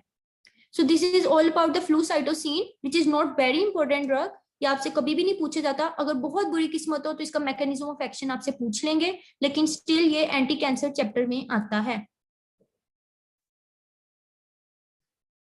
अच्छा, now we are going to discuss a very important class of drugs which is azoles. This is a very important drug. Okay? अगर एंटी फंगल चैप्टर में से कुछ आना हो, वो एम्फोटेरिसिन बी से आता है या एजोल्स में से आता है। और इसका भी मैकेनिज्म ऑफ एक्शन और क्लिनिकल यूजेस बहुत इंपॉर्टेंट है। तो एजोल्स दो तरह के होते हैं, इमिडाजोल्स होते हैं एंड ट्राइएजोल्स होते हैं। इनके अंदर बेसिकली एज डिफरेंस ये है कि इनके अंदर केमिकल स्ट्रक्चर का थोड़ा सा डिफरेंस है, अदरवाइज इनका मैकेनिज्म ऑफ एक्शन सेम है, ठीक है। तो इमिडाजोल में कीटोकोनाजोल आ जाता है एंड ट्राइएजोल्स में बाकी सब ड्रग्स आती हैं जो हम डिस्कस करेंगे। जो डिस्कस करनी है हमने एजोल्स में ड्रग्स, वो ये सब हैं, ये 5 ड्रग्स हैं। Ketoconazole, fluconazole, itraconazole, voriconazole and posaconazole. इन सब के एंड पे जोल जोल जोल जोल आता है। इन सब में जो इसकी फार्माकोकाइनेटिक्स में याद करने वाली बात ये है कि ये जो सारी ड्रग्स हैं, कीटोकोनाजोल, इट्राकोनाजोल, वोरिकोनाजोल, पोजाकोनाजोल, ये सीएनएस को इतना ज्यादा पेनिट्रेट नहीं करती।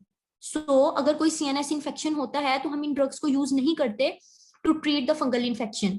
लेकिन इन सब में एक ड्रग है फ्लूकोनाजोल, जो कि बहुत ज्यादा इजीली पेनिट्रेट कर सकती है सीएनएस को, और इस ड्रग की सबसे हाईएस्ट कंसंट्रेशन प्रेजेंट होती है CNS. So this the preferred drug अगर किसी पेशेंट को फंजाई की वजह, फंगल इन्फेक्शन की वजह से मेनिंजाइटिस हो जाता है या और कोई इन्फेक्शन हो जाता है स्पाइनल फ्लूइड वगैरह का, तो fluconazole is the preferred drug against the meningitis. क्योंकि इसकी सबसे ज्यादा कंसंट्रेशन जो है वो जा सकती है सीएनएस के अंदर। दूसरी इंपॉर्टेंट बात इसकी फार्माकोकाइनेटिक्स की, दूसरी इंपॉर्टेंट बात ये है कि जिस तरह हमने अभी पीछे ड्रग्स पढ़ी कि वो एम्फोटेरिसिन बी जो थी वो यूरिनरी एक्सक्रीशन के रूट से एक्सक्रीट होती थी, तो जो फ्लूकोनाजोल है ये भी किडनीज के थ्रू एक्सक्रीट होती है। बाकी जितनी भी एजोल्स हैं वो सब की सब लिवर के थ्रू एक्सक्रीट होंगी in the form of faeces, लेकिन जो फ्लूकोनाजोल है ये किडनीज के थ्रू एक्सक्रीट आउट होती है। ये 2 पॉइंट्स फ्लूकोनाजोल के बारे में आपने कभी भी नहीं भूलने। Is it clear?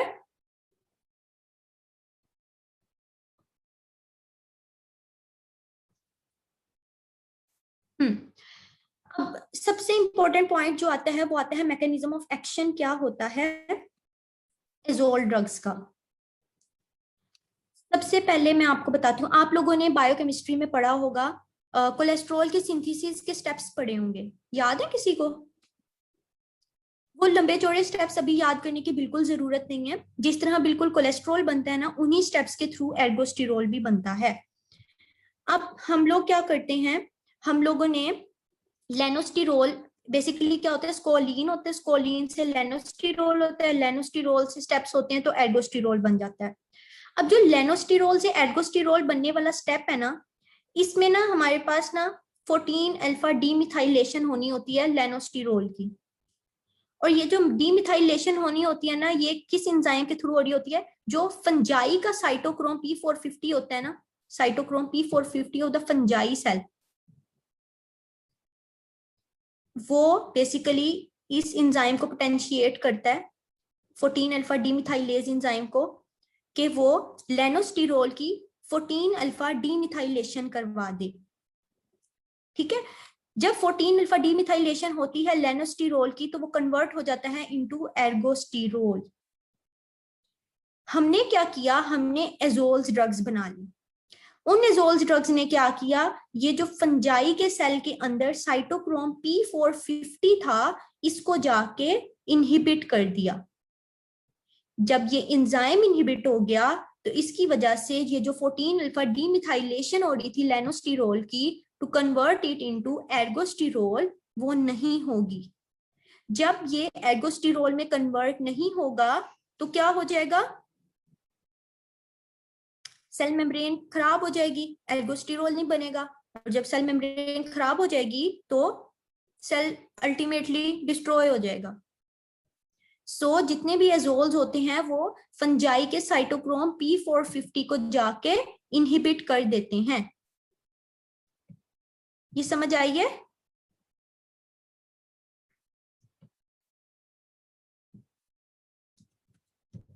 अभी हम जब सारे एजोल्स कर लेंगे तो हम इसका मैकेनिज्म ऑफ एक्शन एनिमेशन में भी देखेंगे। असल में लेक्चर शायद ज्यादा लंबा ना हो जाए, इसलिए मैं ये देखें, ये डायग्राम यहाँ पे देखो, स्कोलिन था, स्कोलिन से स्कोलिन एपोक्साइड बना, स्कोलिन एपोक्साइड से लेनोस्टेरोल, लेनोस्टेरोल से एर्गोस्टेरोल, विच इज दिस। ठीक है, अब एजोल्स ने क्या किया, इस स्टेप पे एक्ट किया जहां पे लेनोस्टेरोल से एर्गोस्टेरोल बनना था, और cytochrome P450 of the fungi cell उसको जाके इनहिबिट किया। उस फंजाई ने लेनोस्टेरोल को बेसिकली डीमिथाइलेशन करनी थी, 14 अल्फा डीमिथाइलेशन। जब लेनोस्टेरोल की डीमिथाइलेशन नहीं होगी तो वो कभी भी एर्गोस्टेरोल में कन्वर्ट नहीं हो सकता। जब एर्गोस्टेरोल में कन्वर्ट नहीं होगा तो ये मॉलिक्यूल नहीं बनेगा, और जब ये मॉलिक्यूल नहीं बनेगा तो इसकी मेम्ब्रेन स्टेबल नहीं रहेगी, स्टेबिलिटी ऑफ द मेम्ब्रेन नहीं होगी तो सेल भी स्टेबल नहीं होगा और उसकी डेथ हो जाएगी। अब क्लियर है सबको?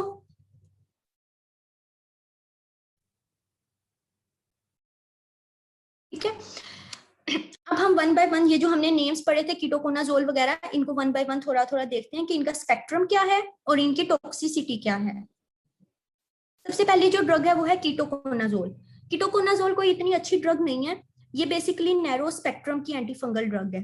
ठीक है, बहुत ज्यादा चीजों के अगेंस्ट इफेक्टिव नहीं है, और अब ना हम इसको यूज भी नहीं करते क्योंकि इसके ना साइड इफेक्ट्स हैं जो कि अभी हम डिस्कस करेंगे, इसलिए अब हम इसको सिस्टेमिक इन्फेक्शंस के लिए यूज भी नहीं करते कीटोकोनाजोल को। अब हमने इसको ना टॉपिकल इन्फेक्शंस पे लगाने के लिए छोड़ दिया इस मेडिसिन को, वरना कीटोकोनाजोल जो थी ना फर्स्ट ड्रग थी जो एजोल की थी, जो हमने बनाई थी अगेंस्ट द फंगल इन्फेक्शंस। उसके बाद ये ड्रग जो होती है पारेंटल फॉर्म में भी अवेलेबल नहीं है। अगला है स्पेक्ट्रम। इसका स्पेक्ट्रम क्या है, ये म्यूकोक्यूटेनियस कैंडिडियासिस के इन्फेक्शंस के अगेंस्ट इफेक्टिव है, एंड डर्मेटोफाइट्स। देखें दोनों डर्मेटोफाइट्स जो होते हैं ना, ये बेसिकली मैंने अभी जो आपको बताया था कि एथलीट्स के फुट के अंदर जो टोज के दरमियान इन्फेक्शन हो जाता है, ये डर्मेटोफाइट्स वो वाले इन्फेक्शंस करवाते हैं। और म्यूकोक्यूटेनियस कैंडिडियासिस जो मुंह में व्हाइट प्लेक्स बन जाते हैं कैंडिडा की वजह से, ये उनके लिए इफेक्टिव है, और हम इसको टॉपिकल फॉर्म में ही यूज करते हैं या ओरली यूज करते हैं। लेकिन अब इसको ड्रग को प्रेफर नहीं किया जाता क्योंकि इसके साइड इफेक्ट्स हैं which we are discussing now. इसका साइड इफेक्ट ये है कि जितना मैंने आपको बताया, जितने भी एजोल्स होते हैं उन्होंने क्या करना होता है, cytochrome P450 of the fungal cell को इनहिबिट करना होता है। लेकिन ये जो कीटोकोनाजोल है, ये एक ऐसी ड्रग है जो कि फंजाई के साथ साथ ह्यूमंस का जो साइटोक्रोम P450 होता है उसको भी इनहिबिट कर देती है। अब जो साइटोक्रोम P450 होता है, ये ह्यूमंस में ना बहुत इंपॉर्टेंट है। ड्रग्स की मेटाबॉलिज्म के लिए तो इंपॉर्टेंट होता ही है, साथ में जो हमारे पास स्टीरॉयड हार्मोन्स होते हैं, आपने पढ़ा होगा फिजियो में, एड्रीनल ग्लैंड्स के जो हार्मोन्स होते हैं और जो गुनेडल हार्मोन्स होते हैं वो स्टीरॉयड इन नेचर होते हैं। और वो स्टीरॉयडल हार्मोन्स इस बेसिकली एंजाइम की वजह से बन रहे होते हैं। अब जब कीटोकोनाजोल आई और उसने हमारा ये एंजाइम इनहिबिट कर दिया, तो स्टीरॉयडल हार्मोन्स की जो सिंथेसिस होती है वो डिस्टर्ब हो जाती है। एज अ रिजल्ट क्या होता है, अगर कोई मेल इस ड्रग को ले रहा है तो उसके अंदर ब्रेस्ट इनलार्जमेंट हो जाती है और उन पेशेंट्स में गायनेकोमेस्टिया हो जाता है। अगर कोई फीमेल इस ड्रग को ले रही होती है तो उसके अंदर मेंस्ट्रुअल इरेगुलरिटीज आ जाती हैं। इसके अलावा जो कीटोकोनाजोल है, ये इनफर्टिलिटी भी कॉज करवा देता है और फर्दर एंडोक्राइन डिसफंक्शन करवा देता है। इसलिए अब हम इस ड्रग को प्रेफर नहीं करते ओरली देना। अब इस ड्रग को टॉपिकल यूज के लिए ही रख दिया गया है। Is it clear? अगर ये डायग्राम में आपको पता चल रहा हो तो ये देखिए कीटोकोनाजोल आई, हमारे लिवर के अंदर जो P450 एंजाइम था इसने इसको इनहिबिट किया, और जब इनहिबिट कर दिया एज अ रिजल्ट क्या हुआ, इस एंजाइम की वजह से जो भी हमारे काम होने थे बॉडी में वो रुक जाएंगे और बॉडी में इस तरह की एबनॉर्मेलिटीज आना स्टार्ट हो जाएंगी। इसका एक बहुत इंपॉर्टेंट एमसीक्यू आता है, वो ये होता है गायनेकोमेस्टिया। आई होप ये सबका क्लियर है। नेक्स्ट चलते हैं, अभी कीटोकोनाजोल कर ली, अब नेक्स्ट ड्रग है फ्लूकोनाजोल। फ्लूकोनाजोल का ना एसईक्यू आता है और इसका स्नेरियो बन के एसईक्यू आता है कि एक पेशेंट था, वो आया और उसको फंगल इन्फेक्शन हुआ, फंगल इन्फेक्शन की वजह से उसकी मेनिंजेस में स्वेलिंग हो गई, एज अ रिजल्ट उसको मेनिंजाइटिस हो गया है। अब हम उसके लिए क्या ड्रग ऑफ चॉइस देंगे? जब कभी आपको मेनिंजाइटिस का स्नेरियो आता है फॉर द फंगल इन्फेक्शंस, आपकी फर्स्ट चॉइस ऑफ ड्रग हमेशा फ्लूकोनाजोल होनी चाहिए। ठीक है, इसका ये बेसिकली जो फ्लूकोनाजोल है ना, ये ना ड्रग ऑफ चॉइस होती है for three species against the fungi. ठीक है, सबसे पहले ये ड्रग ऑफ चॉइस होती है against the oesophageal and oropharyngeal candidiasis, जो मुंह में या फिर इसोफेगस में कैंडिडा की वजह से जो इन्फेक्शन हो जाता है उनके अगेंस्ट। आपने देखा होगा कैंडिडियासिस के लिए ना बहुत ज्यादा ड्रग्स हैं, इसलिए जब कभी कैंडिडियासिस का क्वेश्चन आता है ना तो एज सच कभी भी वो इसका ड्रग ऑफ चॉइस नहीं पूछते कैंडिडियासिस का, क्योंकि कैंडिडियासिस के लिए ना अभी भी आप आगे भी पढ़ेंगे इकाइनोकैंडिन्स होती हैं, एम्फोटेरिसिन बी भी इफेक्टिव है, फ्लूसाइटोसिन भी इफेक्टिव थी, फ्लूकोनाजोल भी इफेक्टिव थी, कीटोकोनाजोल भी इफेक्टिव थी। तो कैंडिडियासिस का कभी भी ड्रग ऑफ चॉइस आपसे नहीं पूछा जाता, लेकिन क्योंकि इसके लिए बहुत सारी ड्रग्स इफेक्टिव हैं। इसलिए अगर इसमें इस क्वेश्चन में जो सिनेरियो आता है वो हमेशा ये आता है क्रिप्टोकोकल मेनिंजाइटिस का।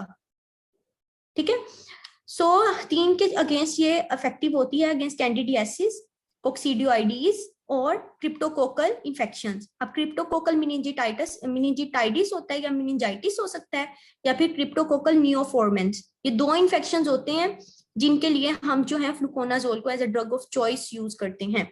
तो इसका जो निमोनिक बनता है वो 3C बनता है, जिसे हमने फ्लूसाइटोसिन का 3C किया था ना, वो भी F से स्टार्ट होती थी। इसी तरह फ्लूकोनाजोल का भी 3C ही है, ये भी F से स्टार्ट होती है। कैंडिडियासिस, कोक्सीडियोइडिस एंड क्रिप्टोकोकस, ये इसके अगेंस्ट ड्रग ऑफ चॉइस है।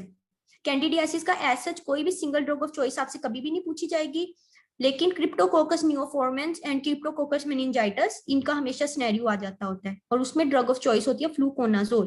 रीजन क्या थी, मैंने आपको बताया था कि यही वाहिद ड्रग है जो CNS के अंदर सबसे ज्यादा कंसंट्रेशन में जा सकती है। उसके बाद इट्राकोनाजोल।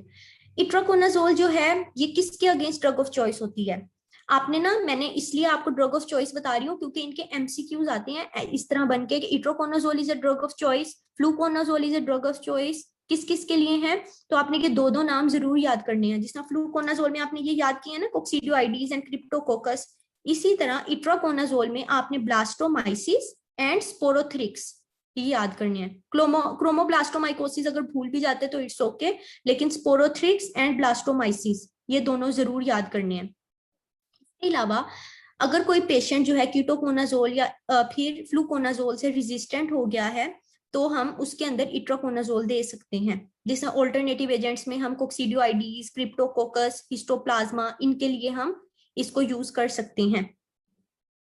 ये देखें, in oesophageal candidiasis used itraconazole resistant strains. इसके अलावा ये भी MCQs आता है कि इट्रोकोनाजोल जो होती है डर्मेटोफाइट्स में स्किन का इन्फेक्शन होता है ओनिकोमाइकोसिस, इसके लिए भी ये यूज होती है इट्रोकोनाजोल। सो इट्रोकोनाजोल जो होती है ब्लास्टोमाइसिस, स्पोरोथ्रिक्स एंड ओनिकोमाइकोसिस, इनको ट्रीट करने के लिए यूज होती है।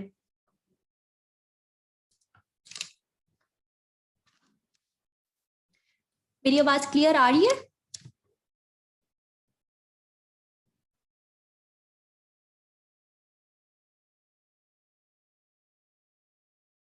बच्चों आवाज आ रही है सबको?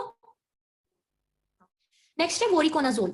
वोरिकोनाजोल जो है इसके बारे में आपने जो याद रखना है वो ये है कि ये सेकंड चॉइस ऑफ ड्रग होती है अगेंस्ट द इन्वेजिव एस्परजिलोसिस। ठीक है, और इसको भी हम कैंडिडियासिस के इन्फेक्शन के लिए यूज कर सकते हैं।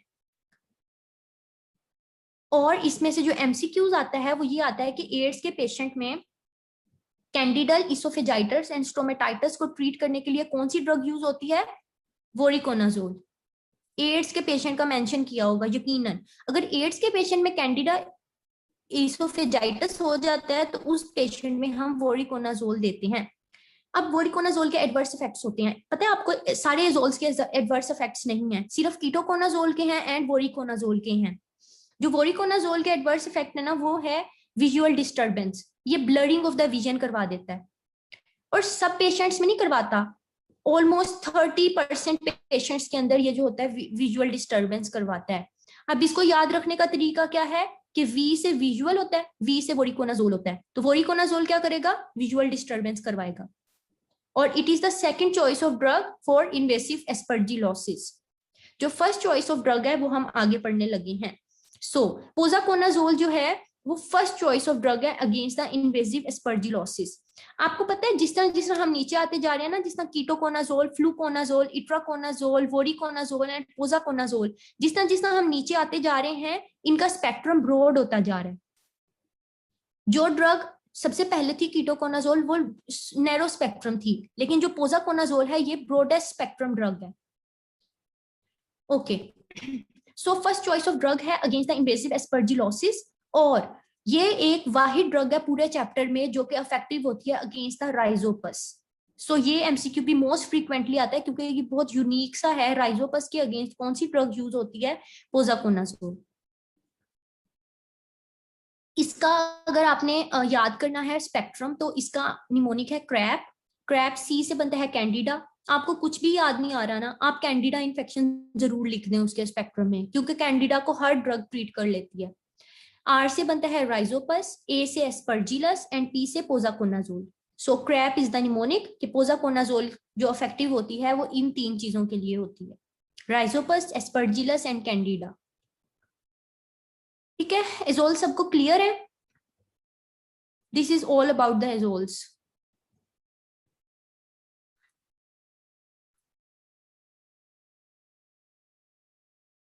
इनका मैकेनिज्म ऑफ एक्शन इंपॉर्टेंट है, इसके बाद इनके नेम्स आ जाते हैं लिस्ट करने के लिए, और साथ में इनके जो कीटोकोनाजोल एंड वोरिकोनाजोल का एडवर्स इफेक्ट है ये MCQs में मोस्ट ऑफनली आता है।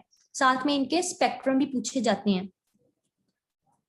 Next we are going towards the echinocandins. Echinocandin जो है ये भी सिस्टेमिक इन्फेक्शन को ट्रीट करता है। ठीक है, लेकिन इसके लफ्ज में आप लोग देखें बेसिकली क्या आता है? कैंडीन आता है, और कैंडिन अगर आप याद रखें तो इसका स्पेक्ट्रम ना अगेंस्ट द कैंडिडा इन्फेक्शंस है। सो ये बेसिकली ड्रग बनी ही कैंडिडा इन्फेक्शंस के लिए है। किसी भी तरह का कैंडिडा इन्फेक्शन होगा, ये ड्रग जो होगी इफेक्टिव होगी। लेकिन अगेन वही बात, एक तो ये ड्रग आईवी इन्फ्यूजन में देनी पड़ती है, ठीक है। दूसरी बात, ये बिल्कुल भी budget friendly and cost friendly नहीं है, बहुत महंगी ड्रग है, तो हम इसको यूज नहीं करते। अब बात आती है इसके मैकेनिज्म ऑफ एक्शन की। सो इसका मैकेनिज्म ऑफ एक्शन ये है कि मैंने आपको बताया था कि हमारी जो सेल मेम्ब्रेन होती है, इसके पास एक एंजाइम होता है। ये जो पर्पल कलर में आपको एंजाइम नजर आ रहा है, ये नजर आ रहा है सब स्टूडेंट्स को? जो पर्पल कलर में एंजाइम नजर आता है, बीटा ग्लूकैन सिंथेज एंजाइम। इस एंजाइम ने क्या करना होता है, बीटा ग्लूकैन के ये ग्रीन कलर के मॉलिक्यूल्स बनाने होते हैं और ट्रांसपोर्ट करना होता है इनटू सेल वॉल। ये जो ग्रीन कलर के मॉलिक्यूल्स हैं, इनको ट्रांसपोर्ट करना होता है सेल वॉल। अब सेल वॉल के अंदर ये जब मॉलिक्यूल जाते हैं तो सेल वॉल जो होती है वो ज्यादा स्टेबल हो जाती है और वो स्ट्रॉन्ग हो जाती है। तो बीटा ग्लूकैन के मॉलिक्यूल्स इसको स्ट्रेंथ दे रहे होते हैं सेल वॉल टेज एंजाइम की वजह से। अब हमने क्या किया, इकाइनोकैंडिन्स बनाई। इकाइनोकैंडिन्स ने क्या किया, इस एंजाइम को जाके इनहिबिट कर दिया। जब ये एंजाइम इनहिबिट हुआ तो क्या हुआ, ये ग्रीन मॉलिक्यूल्स बनना बंद हो गए। जब ये ग्रीन मॉलिक्यूल्स नहीं बनेंगे, ग्रीन कलर का मॉलिक्यूल बेटा बीटा ग्लूकैन का मॉलिक्यूल है, ये देखें ये बीटा ग्लूकैन के मॉलिक्यूल्स हैं और ये सेल मेम्ब्रेन को स्टेबिलिटी और स्ट्रेंथ दे रहे थे। जब ये एंजाइम इकाइनोकैंडिन्स ने जाके ब्लॉक कर दिया तो जो सेल मेम्ब्रेन सेल वॉल थी, इसको जो ग्लूकैन के मॉलिक्यूल्स थे अब ये नहीं जाएंगे। As a result cell wall जो होगी वो डिस्टर्ब हो जाएगी और फंजाई का जो सेल होगा वो अनस्टेबल हो जाएगा और उसकी डेथ हो जाएगी। So this is the mechanism of echinocandins. इसलिए मैंने आपको कहा था जिस बच्चे ने मिनी की ये डायग्राम पे ग्रिप कर ली, उसको इस चैप्टर के सारे मैकेनिज्म ऑफ एक्शन समझ आ जाएंगे। इस पूरी डायग्राम में सारे मैकेनिज्म ऑफ एक्शन का क्रक्स है। और याद रखने का तरीका इसका, क्लिनिकल यूज याद रखने का तरीका यह है कि इसके नेम्स में कैंडिन्स आता है, ठीक है। तो ये ऑलमोस्ट सारे कैंडिडा इन्फेक्शंस के अगेंस्ट जो होती है अफेक्टिव होती है। देखें कैस्पोफंगिन इसका एक ड्रग होती है, एनीड्यूला फंगिन एंड माइका फंगिन। ये डिफरेंट कैंडिडा इन्फेक्शन के अगेंस्ट इफेक्टिव है। फॉर एग्जाम्पल कैस्पोफंगिन जो होती है वो म्यूकोक्यूटेनियस कैंडिडा इन्फेक्शन के अगेंस्ट इफेक्टिव होती है। जो लोग एम्फोटाइसिन बी को रिस्पॉन्ड नहीं करते वो फिर इकाइनोकैंडिन्स को रिस्पॉन्ड कर सकते हैं, तो उसकी ट्रीटमेंट में हम इकाइनोकैंडिन्स दे देते हैं एम्फोटाइसिन बी वाले पेशेंट्स को जिनको नहीं दे सकते। उसके बाद एनीड्यूला फंगिन, ये इसोफेजियल एंड इन्वेजिव कैंडिडियासिस जो इन्फेक्शंस होती हैं उनके अगेंस्ट इफेक्टिव होती है। उसके बाद जो माइका फंगिन है, माइका फंगिन म्यूकोक्यूटेनियस कैंडिडियासिस। सो आप देखिए माइका फंगिन भी म्यूकोक्यूटेनियस कैंडिडियासिस के अगेंस्ट इफेक्टिव है एंड कैस्पोफंगिन भी म्यूकोक्यूटेनियस कैंडिडियासिस के अगेंस्ट इफेक्टिव है। और हम माइका फंगिन उन पेशेंट्स को भी दे सकते हैं जिनको हमने बोन मैरो ट्रांसप्लांट करना होता है। अब बोन मैरो ट्रांसप्लांट जब होगा उस पेशेंट के अंदर तो मतलब किसी और पेशेंट का बोन मैरो हम लगाएंगे उसको, तो बॉडी को लगेगा कोई एक फॉरेन चीज आ गई है, ठीक है। बॉडी के व्हाइट ब्लड सेल्स क्या होंगे, उस बोन मैरो को डिस्ट्रॉय करना शुरू कर देंगे। तो हम ऐसे पेशेंट्स के अंदर इम्यूनिटी को लो कर देते हैं ताकि उनके व्हाइट ब्लड सेल जो हो अफेक्टिव ही ना रहे। सो हम क्या करते हैं उनके, अब जब उन पेशेंट्स की इम्यूनिटी वीक होगी तो जो कैंडिडा था ये तो आपके नॉर्मल फ्लोरा में प्रेजेंट था, ये इजीली इन्फेक्शंस कॉज करवा देगा। इसलिए हम प्रोफाइलैक्सिस के तौर पे इन पेशेंट्स के अंदर कैंडिडा को किल करने वाली मेडिसिन दे देते हैं ताकि इनके अंदर फिर कैंडिडा का इन्फेक्शन ना हो। और इसकी टॉक्सिसिटी भी बिल्कुल एम्फोटाइसिन बी की तरह है क्योंकि ये भी आईवी इन्फ्यूजन के थ्रू देना है, इसकी इन्फ्यूजन रिलेटेड टॉक्सिसिटी आएगी। इसके अलावा इसका थोड़ा सा साइड इफेक्ट ये होता है कि साइक्लोस्पोडिन जो होती है ना, ये बेसिकली इम्यूनिटी को वीक करने वाली मेडिसिन होती है। जब हम इकाइनोकैंडिन्स के साथ साइक्लोस्पोडिन को देते हैं तो लिवर के अंदर एक एंजाइम होता है ट्रांसअमाइनेज एंजाइम, इसका लेवल ज्यादा कर देती है ये ड्रग और ये बॉडी के अंदर थोड़ा सा हिस्टामीन भी रिलीज करवा देती है। सो ये 2-3 इसके साइड इफेक्ट्स हैं, ये भी कभी नहीं पूछे जाते, बस आपको थोड़ी सी नॉलेज के लिए पता होनी चाहिए। इकाइनोकैंडिन्स क्लियर है सबको?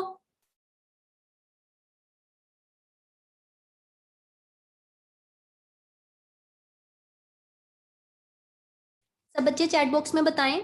बस this is the last section of this lecture.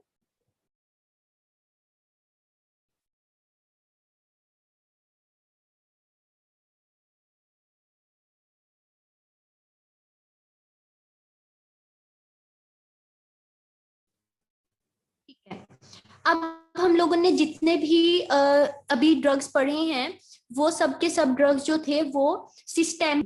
अब हम पढ़ने लगे हैं जो सुपरफिशियल फंगल इन्फेक्शन हो जाते हैं स्किन के ऊपर या फिर क्यूटेनियस या म्यूकोक्यूटेनियस सरफेस के ऊपर जो फंगल इन्फेक्शन हो जाते हैं उनको ठीक करने के लिए जो हम ड्रग्स पढ़ेंगे वो अब हम डिस्कस करने लगे हैं। अब जो क्यूटेनियस या सुपरफिशियल इन्फेक्शन हैं वो हम दो तरह से ट्रीट कर सकते हैं। एक तो हम क्या कर सकते हैं कि टॉपिकल उसके ऊपर कोई ऐसी ट्यूब या मतलब दवाई लगा दें, ऑइंटमेंट लगा दें जो कि स्किन के ऊपर ही लगाएं और स्किन के ऊपर ही इन्फेक्शन ठीक हो जाए। दूसरा काम हम ये कर सकते हैं कि हम उसको ओरल फॉर्मुलेशन में वो ड्रग दें, वो ड्रग पेशेंट के ब्लड के अंदर जाए और ब्लड के अंदर जाके वो ब्लड से स्किन की सरफेस पे एंटर हो और फिर स्किन का इन्फेक्शन ट्रीट करे। तो हम ब्लड के थ्रू भी हम सुपरफिशियल इन्फेक्शन को ट्रीट कर सकते हैं और हम टॉपिकली भी उसको लगा के सुपरफिशियल इन्फेक्शन को ट्रीट कर सकते हैं।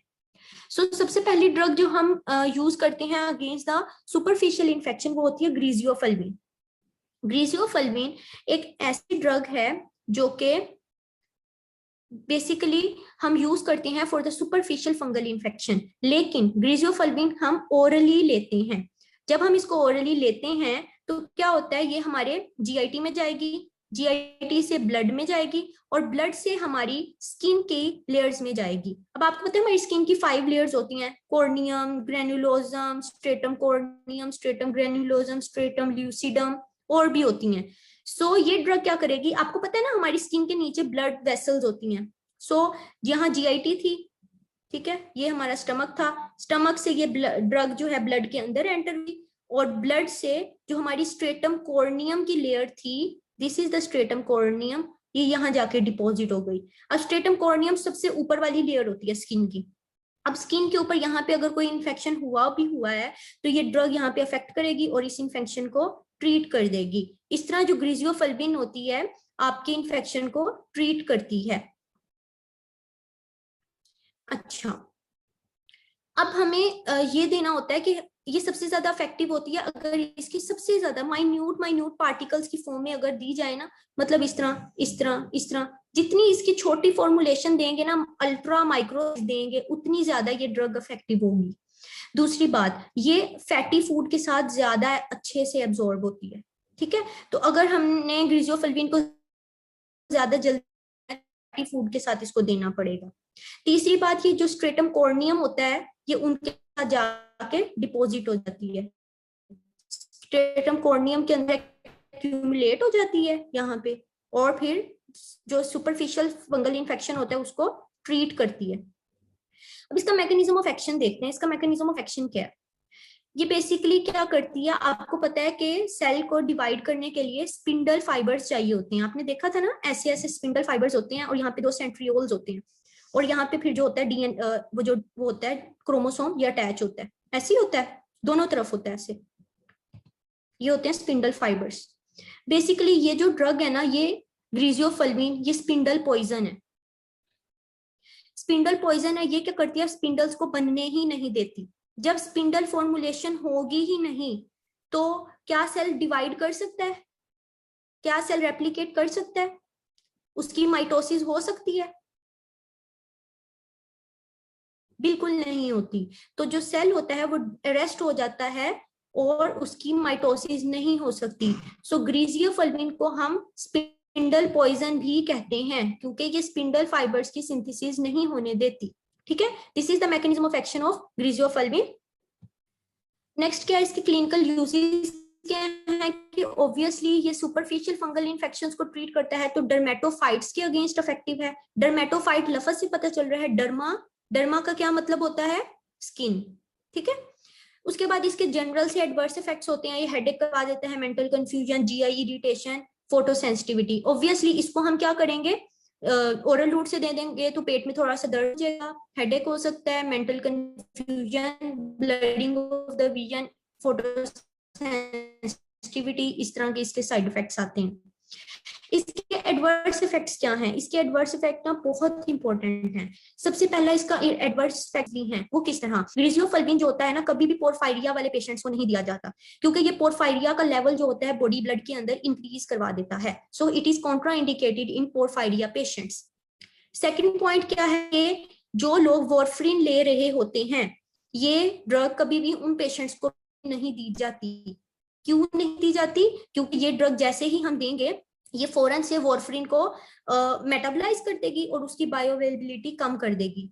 ब्लड में पहले 10 घंटे के लिए वॉरफ्रिन रहती थी, अब क्या करेगा, ग्रिजियोफल्विन आया, इसने इसकी मेटाबॉलिज्म कर दी और अब ड्रग जो होगी वो सिर्फ 2 आवर्स के लिए रहेगी।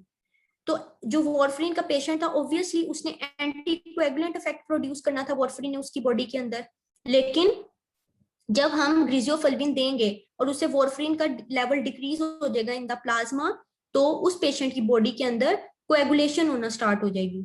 तो ग्रिजियोफल्विन कभी भी एंटी वॉरफ्रिन लेने वाले पेशेंट को नहीं दी जाती। तीसरा ये होता है कि इसकी वजह से डाइसल्फिराम लाइक रिएक्शंस आते हैं। डाइसल्फिराम लाइक रिएक्शंस ये होते हैं कि अल्कोहल पीने के बाद जिस तरह बंदे को डिजीनेस फील हो रहा होता है, स्लर स्पीच हो जाती है उसकी, और उससे सही तरह चला नहीं जा रहा होता, इसी तरह के जो सिम्टम्स होते हैं ना, ये ग्रिजियोफल्विन खाने वाले पेशेंट को आना स्टार्ट हो जाते हैं। तो अगर एक पेशेंट ने अल्कोहल पी हुई है और उसको ग्रिजियोफल्विन दे दें, तो उसके अंदर और जरा एग्रावेट हो जाएंगे उसके सिम्टम्स। तो ये 3 कॉन्ट्राइंडिकेशंस भी हैं इसकी, और यही 3 एडवर्स इफेक्ट्स भी हैं। सो ग्रिजियोफल्विन कभी भी पोरफायरिया के पेशेंट को नहीं देनी, ऐसे पेशेंट को नहीं देनी जो वॉरफ्रिन ले रहा हो, और एथेनॉल इनटेक वाले पेशेंट को भी नहीं देनी, क्योंकि इससे डाइसल्फिराम लाइक रिएक्शंस आ जाते हैं। Is it clear?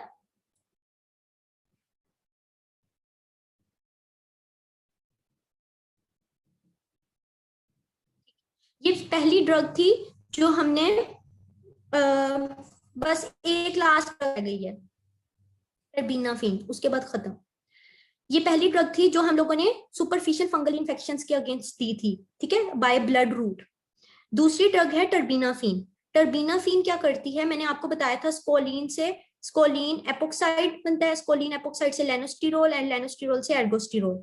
अब जब स्कोलिन से स्कोलिन एपोक्साइड बनना है ना, तो उसके लिए एक एंजाइम चाहिए होता है, स्कोलिन एपोक्सीडेज। अगर आपको याद हो ये वाली डायग्राम, ये देखें, स्कोलिन से स्कोलिन एपोक्साइड और स्कोलिन एपोक्साइड से लेनोस्टिरोल बनता है। जो टर्बीनाफिन है ना, वो इस लेवल के ऊपर आके टारगेट करती है, स्कोलिन से स्कोलिन एपोक्साइड नहीं बनने देती। किस तरह?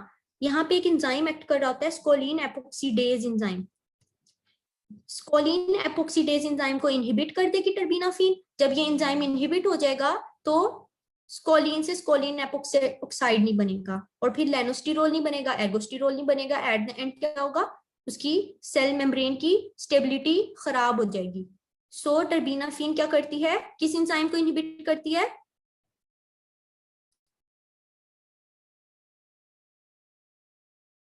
स्कोलिन एपोक्सीडेज एंजाइम को। उसके बाद इसकी भी क्लिनिकल यूजेस यही होते हैं, इसको ओरल भी दे सकते हैं, टॉपिकल फॉर्म में भी दे सकते हैं, ठीक है। और इसके भी एडवर्स इफेक्ट सिंपल से हैं कि ओरल देते हैं तो जीआई इरिटेशन करवा देगी, रैशेस, हेडेक करवा सकती है। और टी से टर्बीनाफिन है ना, तो टी से इसका मेटालिक टेस्ट आता है, तो ये टेस्ट को डिस्ट्रॉय कर देती है, ठीक है। और टर्बीनाफिन जो है वो P450 को इनहिबिट भी नहीं करती, ये इसके बारे में इंपॉर्टेंट बात है। अगर हम सेफ साइड की तरफ जाएं और हमें सुपरफिशियल फंगल इन्फेक्शन को ट्रीट करना है बाय ओरल रूट, तो हम टर्बीनाफिन प्रेफर करेंगे इंस्टेड ऑफ ग्रिजियोफल्विन, क्योंकि उसके बहुत एडवर्स इफेक्ट्स हैं। इसके अलावा कुछ एजोल्स भी हैं जो हम यूज कर सकते हैं to treat the dermatophytes by blood route या ओरल रूट। इसमें कौन ड्रग्स आ जाते हैं, वोरिकोनाजोल एंड पोजाकोनाजोल। लेकिन ये होता है, एजोल्स को देने का नुकसान ये होता है कि एजोल्स जो होते हैं हमारे नेल्स में जाके एक्यूमुलेट होना स्टार्ट हो जाते हैं, ठीक है। तो टिपिकली अगर हमने एजोल्स को देना है तो हमें इसकी डोज को एडजस्ट करके देना पड़ता है डर्मेटोफाइट्स के पेशेंट्स में। अगर हम 1 वीक के लिए इस ड्रग को दे रहे हैं तो फर्दर 3 वीक्स के लिए हम इस ड्रग को इस पेशेंट के अंदर नहीं देंगे। Is it clear? ताकि 1 वीक में जो उसके अंदर एक्यूमुलेट हुई थी ड्रग, वो अब जल्दी से चली जाए और फिर हम 3 वीक्स के बाद दोबारा से 1 वीक के लिए इस पेशेंट को एजोल वाली ड्रग देंगे। सो एजोल्स जो ड्रग हैं बहुत अच्छी हैं, ये सुपरफिशियल इन्फेक्शंस को भी ट्रीट करती हैं और ये सिस्टेमिक इन्फेक्शंस को भी ट्रीट करती हैं। तो हम क्या कर सकते हैं, या तो हम क्या कर सकते हैं 1 हफ्ता देंगे, 3 हफ्ते नहीं देंगे इस ड्रग को, या हम ये कर सकते हैं कि और इसका दूसरा साइड मतलब रीजन ये होती है यूज करने की कि इसके साइड इफेक्ट्स बहुत कम है। तीसरी इसकी रीजन ये होती है एजोल सबसे सस्ती ड्रग्स हैं, तो हम एम्फोटेरिसिन भी अफोर्ड नहीं कर सकते, काइनोकैंडिन अफोर्ड नहीं कर सकते, लेकिन हम एजोल्स अफोर्ड कर सकते हैं सिस्टेमिक इन्फेक्शंस के लिए भी और सुपरफिशियल इन्फेक्शंस के लिए भी, इसलिए एजोल्स ही सबसे प्रेफर्ड ड्रग होती हैं। लास्ट जो आपका क्वेश्चन है वो ये आता है कि आपसे टॉपिकल ड्रग्स के बारे में, अभी हमने जो पढ़ा है ना, ये सुपरफिशियल इन्फेक्शंस को ट्रीट करने की ड्रग्स थी, लेकिन हमने इनको ओरल रूट से लिया था, मतलब ये ब्लड के थ्रू जाएंगी और आपके सुपरफिशियल इन्फेक्शंस को ट्रीट करेंगी। अब जो हम लास्ट स्लाइड देख रहे हैं, इसमें जो ड्रग्स हैं वो हम ऑइंटमेंट की फॉर्म में इन्फेक्शन के ऊपर ही लगा देंगे, ट्यूब की फॉर्म में इन्फेक्शन के ऊपर ही लगा देंगे, हमें इसको ओरली नहीं लेना पड़ेगा, ब्लड के थ्रू ये अफेक्ट नहीं करेंगे, बल्कि डायरेक्टली स्किन के ऊपर लगाएंगे और स्किन के ऊपर इनका अफेक्ट आ जाएगा। तो इनके बारे में जो आता होता है, इनकी सिर्फ लिस्ट पूछी जाती है कि इन लिस्ट कर दें सुपरफिशियल फंगल इन्फेक्शंस के टॉपिकल ड्रग्स, ठीक है। तो उनमें से आपने कोई से भी 5 ड्रग्स याद करने हैं जो आप लिख सकते हैं, क्योंकि 2 नंबर का या 1.5 नंबर का ये क्वेश्चन आएगा, उसमें आपने कोई से 3 या 5 ड्रग्स लिखने होते हैं।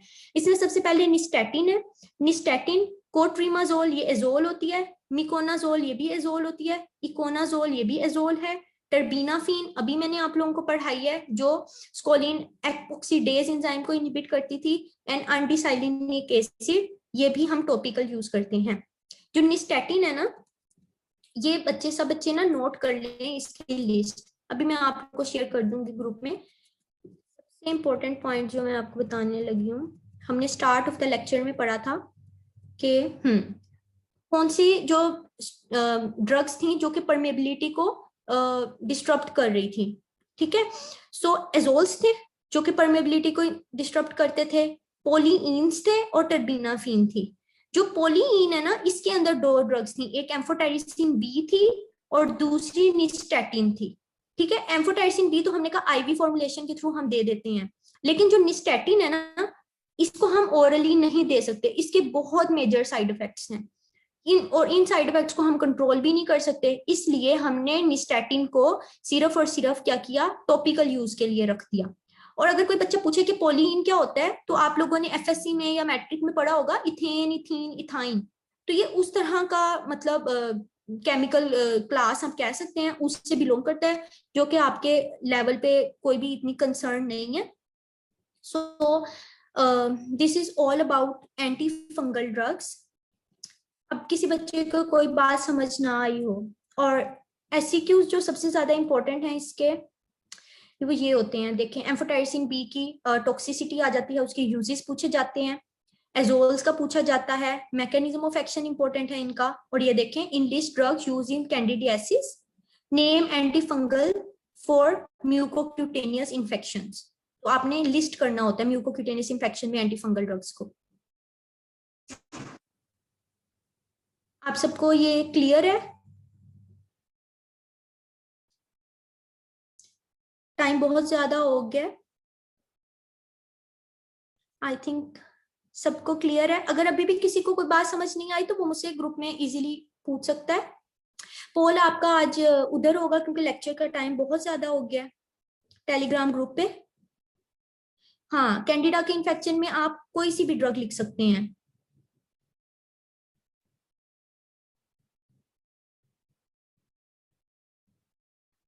सबको समझ आई है लेक्चर की? स्पीड बहुत ज्यादा तो नहीं लगी सबको?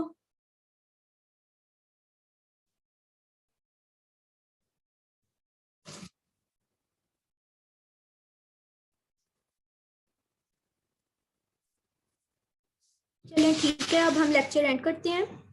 आई होप आप सबको समझ आई होगी। अगर आपको किसी को भी कोई भी बात समझ नहीं आई, आप ग्रुप में डिस्कस कर सकते हैं, वहां पे हम डिस्कस कर लेंगे, ठीक है। ओके, अल्लाह हाफिज।